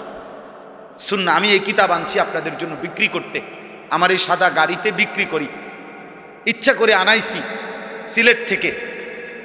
বাংলাদেশের একজন শ্রেষ্ঠ বুজুর্গ, আমাদের গাজীপুর কাপাসিয়ার হজরত অধ্যক্ষ মিজানুর রহমান চৌধুরী হজরত, বাংলা ভাষায় আজকে দীর্ঘদিনের সাধনায় বারবার বারবার সম্পাদনা করে সংস্কার করে বাংলায় এই কিতাবটা লিখছেন। আমাদের প্রিয় নবী সাল্লাল্লাহু আলাইহি সাল্লামের একটা একটা সুন্নত, সুই সুতার সুন্নতটাও ছোট্ট বিন্দু বিসর্গ সুন্নত এই কিতাবে আছে। নবীজি প্রতিটা আমল কিভাবে করছেন, প্রামাণ্য দলিল সমৃদ্ধ, একেবারে প্রত্যেকটা মুসলমান তার ঘরে একটা কিতাব, মাত্র 400 টাকা। এই কিতাবটা অনেক বড় মোটা, বাংলা ভাষায় এর চাইতে পূর্ণাঙ্গ দলিল সমৃদ্ধ নবীজির সুন্নাতের উপরে আর কোনো বাংলায় কিতাব এত বড় নাই, এত মোটা বলিও, ছোট ছোট আছে। হ্যাঁ, ওই তো ছোট ছোট আছে, কিন্তু এটা পূর্ণাঙ্গ। আমি ইচ্ছা করে বলছি যে ও গাজীপুর থেকে আনাইছি, সিলেট থেকে আনাইছি, যে আমরা যেহেতু মাহফিলে মাহফিলে যাই, আল্লাহর বান্দারা কিনলে ফায়দা হবে। একসময় মুকসুদুল মুমিনিন ঘরে ঘরে থাকতো, বেহেশতি জোর ঘরে ঘরে থাকতো, এমন একটা কিতাব প্রত্যেকের ঘরে ঘরে রাখার মতো। বিবি পড়বে, দাদি পড়বে, নানা পড়বে, ছেলে পড়বে, যে পড়বে নবীজির একটা একটা সুন্নাত শিখতে পারবে। আল্লাহ নবী সাল্লাল্লাহু আলাইহি সাল্লামের সুন্নাত সুযোগ থাকলে কিনে নেবেন 400 টাকা দিয়ে। আমি আপনাদের কাছে শেষ করলাম এই কথা বলে, আল্লাহু লা ইয়াহদিল কওমাল ফাসিকিন। আল্লাহ তাআলা শেষ কথা বলছে, এই 8টি জিনিসকে যারা উপরে উঠাবে, আল্লাহ রসুলের ভালোবাসাকে নিচে নামাবে, আল্লাহ বলেন এরা ফাসেক, এরা পাপী। আর এমন পাপীকে আমি আল্লাহ জান্নাতের পথ দেখাবো না, হেদায়েতের রাস্তা দেখাবো না, আলোর পথে চালাবো না। ভাত খাওয়ামু, ভাত খাওয়ামু, ভাতের লেগে আটকাই দেবো। ভাত তো ফাঁসির আসামিরও খাইতে দেয়, বাদ তো জেলখানাতেও দেয়। দুনিয়ার খাবার এ তো আল্লাহ তাআলা জন্তু জানোয়াররাও খাওয়ার। গরু, ছাগল, কুকুর, বিড়াল ওরা খায় না? কথা বলেন না কেন? ওরা দুনিয়া ভোগ করে কিনা? ওরা পেশাব পায়খানা করেনি, ওরা ঘুম যায়নি, ওদের সন্তানাদি হয়নি, গরু ছাগলের বাচ্চা হয় কিনা বলেন? তাহলে যৌন চাহিদা, ঘুম, পেশাব পায়খানা, খাবারের চাহিদা এটা তো জানোয়ারেরও পূরণ হয়। একটি বাঘ কোনোদিন জীবনে, কল্পনা করেন তো, একটা বাঘ জঙ্গলের জীবনে কোনোদিন ফাঙ্গাস তেলাপিয়া খায়নি। হয়তো সারা বছর গোশত খায়। সে এমন রবের গোলাম যে রব তাকে প্রতিদিন প্রতিবেলা গোশত দিয়ে রিজিক দেয়। আমাদের কোনো মানুষের কোন কে আছে যে 30 বছর 3 বেলাই গোশত খায়? বলেন, 1000 কোটি টাকার মালিক হইলে তো আরো বেশি কম খায়, ভেজিটেবল খায়। ভেজিটেবল কয় সারে ভেজিটেবল খায়, আসলে সবজি শাক। আর কি আপনি এটি ইংরেজি মারলে কি লাভ হলো? ইংরেজি করলে কি আর এটা গোস্ত হয়ে যায়নি? শাক তো শাকে, মানে ভেজিটেবল কইলেও যে কথা, মূলার শাক তো মূলার শাকে, পাট শাক তো পাট শাকে, কলমির শাক তো কলমির শাকে, এটা কি আর গোস্ত হয়ে যাবে ভেজিটেবল বললে? আল্লাহ আমাদেরকে বুঝ দান করেন। অতএব দুনিয়া মিলে গেছে বাবা, এটা তেমন কিছু না। आखिरत ऐसे रहे या वैसे रहे, वहां देखना फिर कैसे रहे। এভাবে রইলেন কিংবা ওইভাবে রইলেন, দেখার বিষয় হলো ওইখানে কি থাকবেন আখিরাত। প্রিয় যুবক ভাই, তোমাদের কাছে অনুরোধ ভাইয়া, নষ্ট হইও না বাপ, চরিত্রহীন হইও না বাপ। তোমারে কেউ মনে রাখতো না, আখিরাতেও কেউ চিনবে না। নাফরমানকে কেউ চিনবে না রে বাপ। লা ইউসআলু হামিমুন হামিমা, কোন বন্ধু বন্ধুকে জিজ্ঞেস করবে না। ফালা আনসাবা বাইনাহুম ইয়াওমাইদিন ওয়ালা ইয়াতাসাআলুন, কেউ কাউরে পরিচয় দিবে না, কিছুই জিজ্ঞেস করবে না। নাফরমানের কোনো বন্ধু হবে না। ওমা লিজ জালিমিনা মিন আনসার, আল্লাহ বলে পাপীর কোনো বন্ধু হবে না। ইমানদারের বন্ধু হবে, সেজদাওয়ালার বন্ধু হবে। প্রত্যেক নেককার হাসরের ময়দানও বন্ধু খুঁজে পাবে, বন্ধু খুঁজে পাবে। আল্লাহু ওয়ালিউল্লাযীনা আমানু, আল্লাহ নিজে বলছেন ইমানদারের বন্ধু সরাসরি আল্লাহ। আল্লাহ আমারে পাইবা বান্দা, সেজদা দিও এখন, সেদিন হাসরের মাঠে আমারে পাইবা। আমি নিজেই ডেকে আনবো, আমি আমার আরশের নিচে তোমার ডাইকা। আল্লাহ আমাদেরকে হেফাজত করেন। যুবক ছেলেরা নামাজ পড়ো, আখলাকের হেফাজত করো। রাত দিন প্রিয় ছেলেরা মোবাইল দেখে, নারী দেখে, অস্থির ছবি দেখে নষ্ট হয়ে, জিনা, ব্যভিচার, অশ্লীলতা, বেহায়াপনা, মদ, জুয়া, অনলাইনে জুয়া খেলা, মোবাইলে জুয়া খেলা, দোস্ত আমার এমন বরবাদ করো।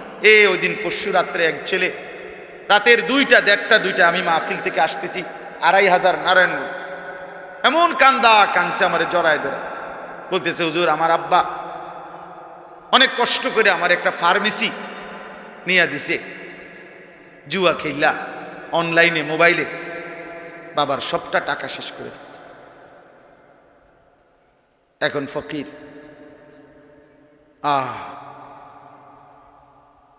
এজন্য আমরা প্রত্যেকটা ছেলেকে ফিরাইতে চাইলাম, বললাম আল্লাহ তাআলা আজকের এই মাহফিল কবুল করেন, আপনাদের সবাইকে কবুল করেন। আমার জন্য দোয়া করবেন, আমিও আপনাদের জন্য দোয়া করি। আমার একটা ছোট্ট মাদ্রাসা কুমিল্লা ক্যান্টনমেন্ট, ময়নামতি সাহেবের বাজার, আলহামদুলিল্লাহ 500-র মতো ছাত্র আছে মাদ্রাসায়। মাদ্রাসায় আমার একটা বড় স্বপ্ন, মাদ্রাসাটাকে আমি বড় একটা মাদ্রাসা এইভাবে করতে চাই যে মাদ্রাসার 2টা অংশ থাকবে। এই বাচ্চারা যেগুলা পড়ে এগুলাও তো আছেই, একটা ভিন্ন মাদ্রাসা করতে চাচ্ছি ও মাদ্রাসার সাথে, যেখানে সমস্ত মুসলমানদের জন্য মাদ্রাসা। আমার একটা স্লোগান আছে যে যার সময় যতক্ষণ দিন শিখবে ততক্ষণ।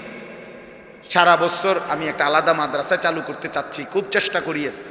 ইতিমধ্যে কিছুটা উদ্যোগ নিছি, অর্থাৎ যে যখন আসবে, যেটুকু সময় নিয়ে আমার উস্তাদ আলাদা থাকবে, উনি তাকে অতটুকু সময় কিছু না কিছু দিন শিখাবে।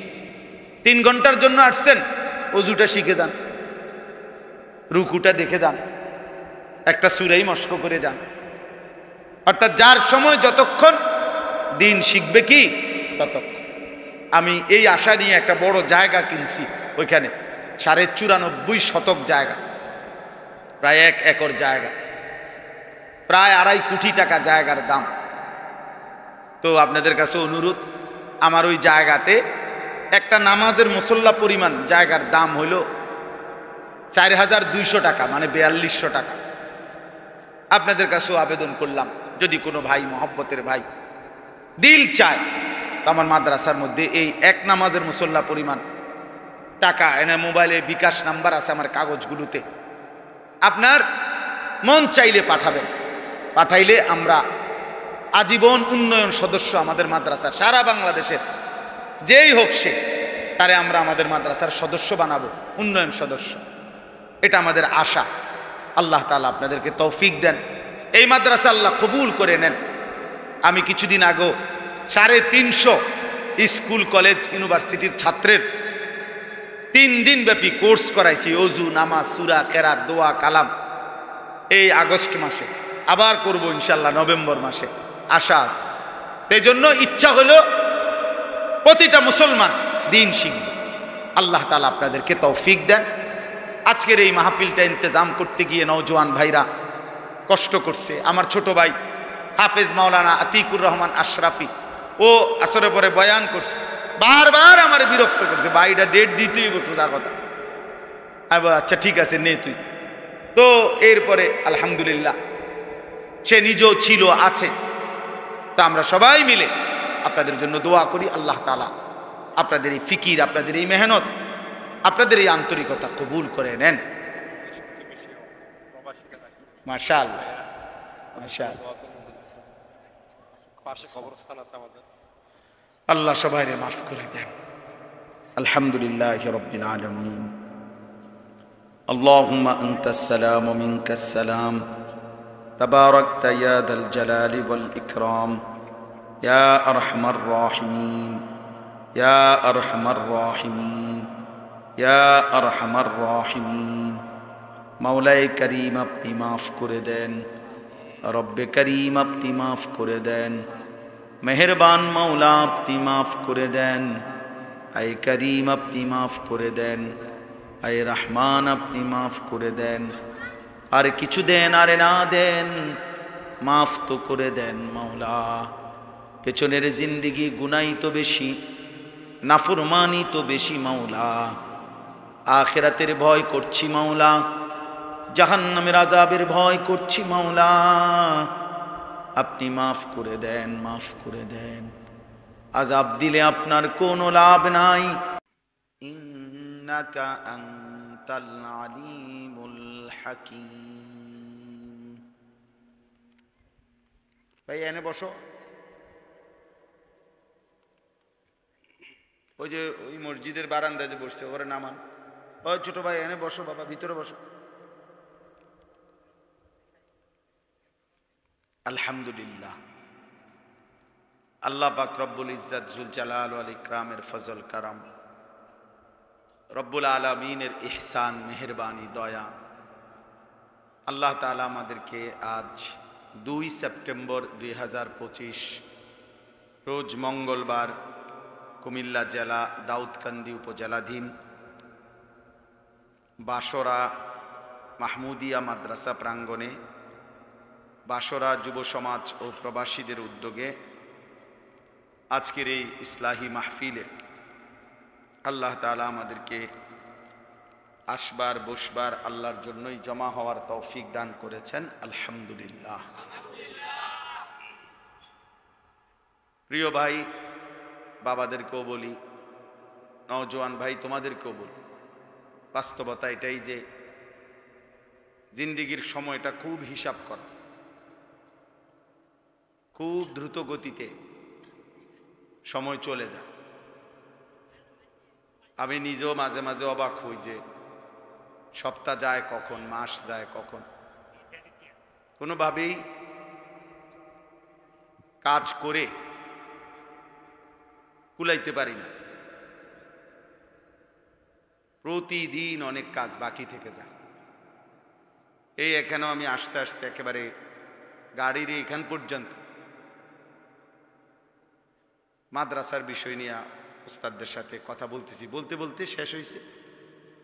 তা এরপরে আবার নামছি, অজু করছি, এখানে বসছি। গাড়িতে হাঁটতে চলতে সবসময় সারাক্ষণ ব্যস্ততার পরও অসংখ্য কাজ বাকি থেকে যায়।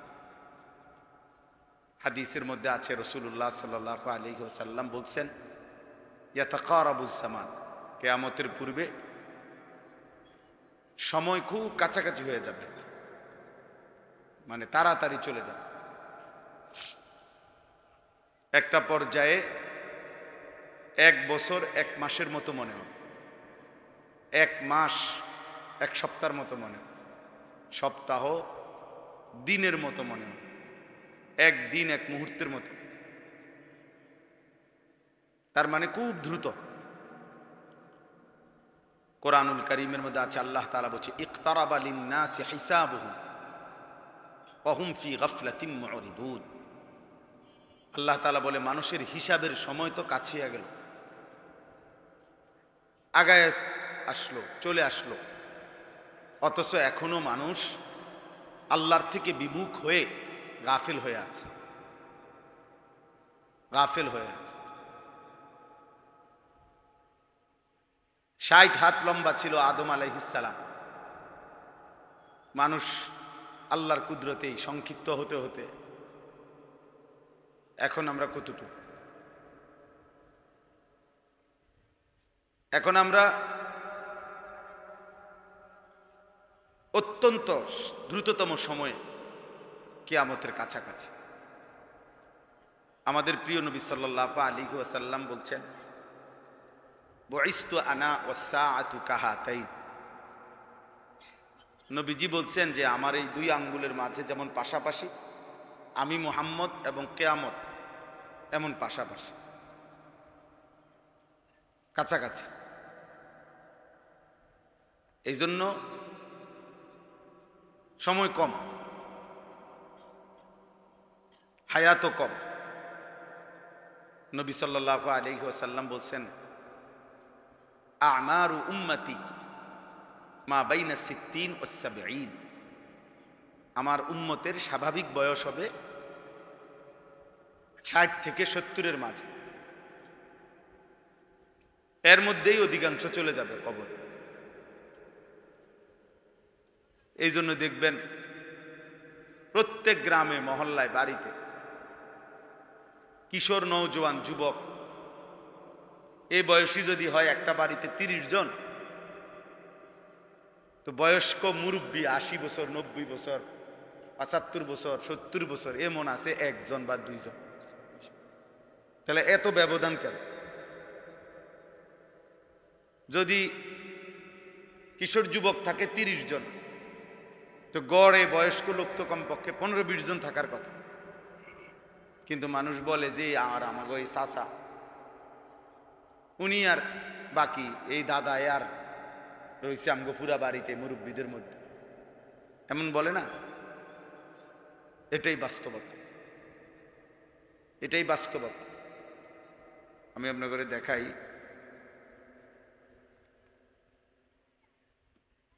সূরা মুমিন একটা সূরা আছে কোরআন শরীফ। কত নম্বর পারা? 18 না, এইটাই গাফির, যেটা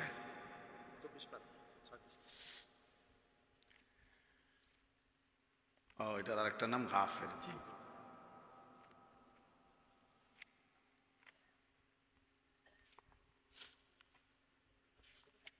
এই যে এই দেখেন, আমি শোনাচ্ছি আপনাদেরকে। সূরা মুমিন মানে গাফির, এই সূরার মধ্যে আল্লাহ তাআলা বলেন, হুয়াল্লাযী খালাকাকুম মিন তুরাবিন। আল্লাহ তোমাদেরকে সৃষ্টি করেছেন মাটি থেকে। সুম্মা মিন নুতফাতিন, অতঃপর মাটি থেকে খাদ্য ফসল খাবারের আকারে তোমাদেরকে তোমাদের পিতার বীর্য হিসাবে নুতফা তৈরি করেছেন। সুম্মা মিন আলাকাতিন, তো বীর্যের ফোঁটা থেকে ধীরে ধীরে আল্লাহ তাআলা আরো কতগুলো কাজ করেছেন। গোশতের একটা টুকরা বানিয়েছেন, হাড্ডির একটা খাঁচা বানিয়েছেন, সারা অঙ্গে গোশত পরিমাণ মতো লাগায়া একটা দেহের আকৃতি দিয়েছেন, রূহ ফুঁকে দিয়ে পৃথিবীতে পাঠাইছেন। তো আল্লাহ তাআলা সংক্ষেপ করে ফেলছে কথাটা, বলে বলছেন সুম্মা ইউখরিজুকুম তিফলা, অতঃপর তিনি তোমাদেরকে দুনিয়াতে একটা শিশু হিসাবে পাঠিয়েছেন। সুম্মা লিতাবলুগু আশুদ্দাকুম, অতঃপর তোমাদেরকে তিনি যৌবনে পূর্ণ শক্তিতে পৌঁছিয়ে দিয়েছেন। সুম্মা লিতাকুনু শুয়ুখা, অতঃপর কিছু সময় পরে আবার তোমাদেরকে বৃদ্ধ অবস্থায়, ওই দেখেন ওই অপদার্থ কি করে, বেটা ওঠ এখান থেকে, বেটা যাও, বেটা ওঠো, বেটা এখান থেকে, ফালতু কোথাকার বেটা, ফাজলামি করো এখানে। হ্যাঁ, এটা নির্বাচনী জনসভা যে তোমার আমার ভোটের দরকার, যে রুমে হোক মানুষ, নিষেধ করা হয় নাই বেটা, বলো এখন ধমকটা শুনলা কেন? খামখেয়ালি।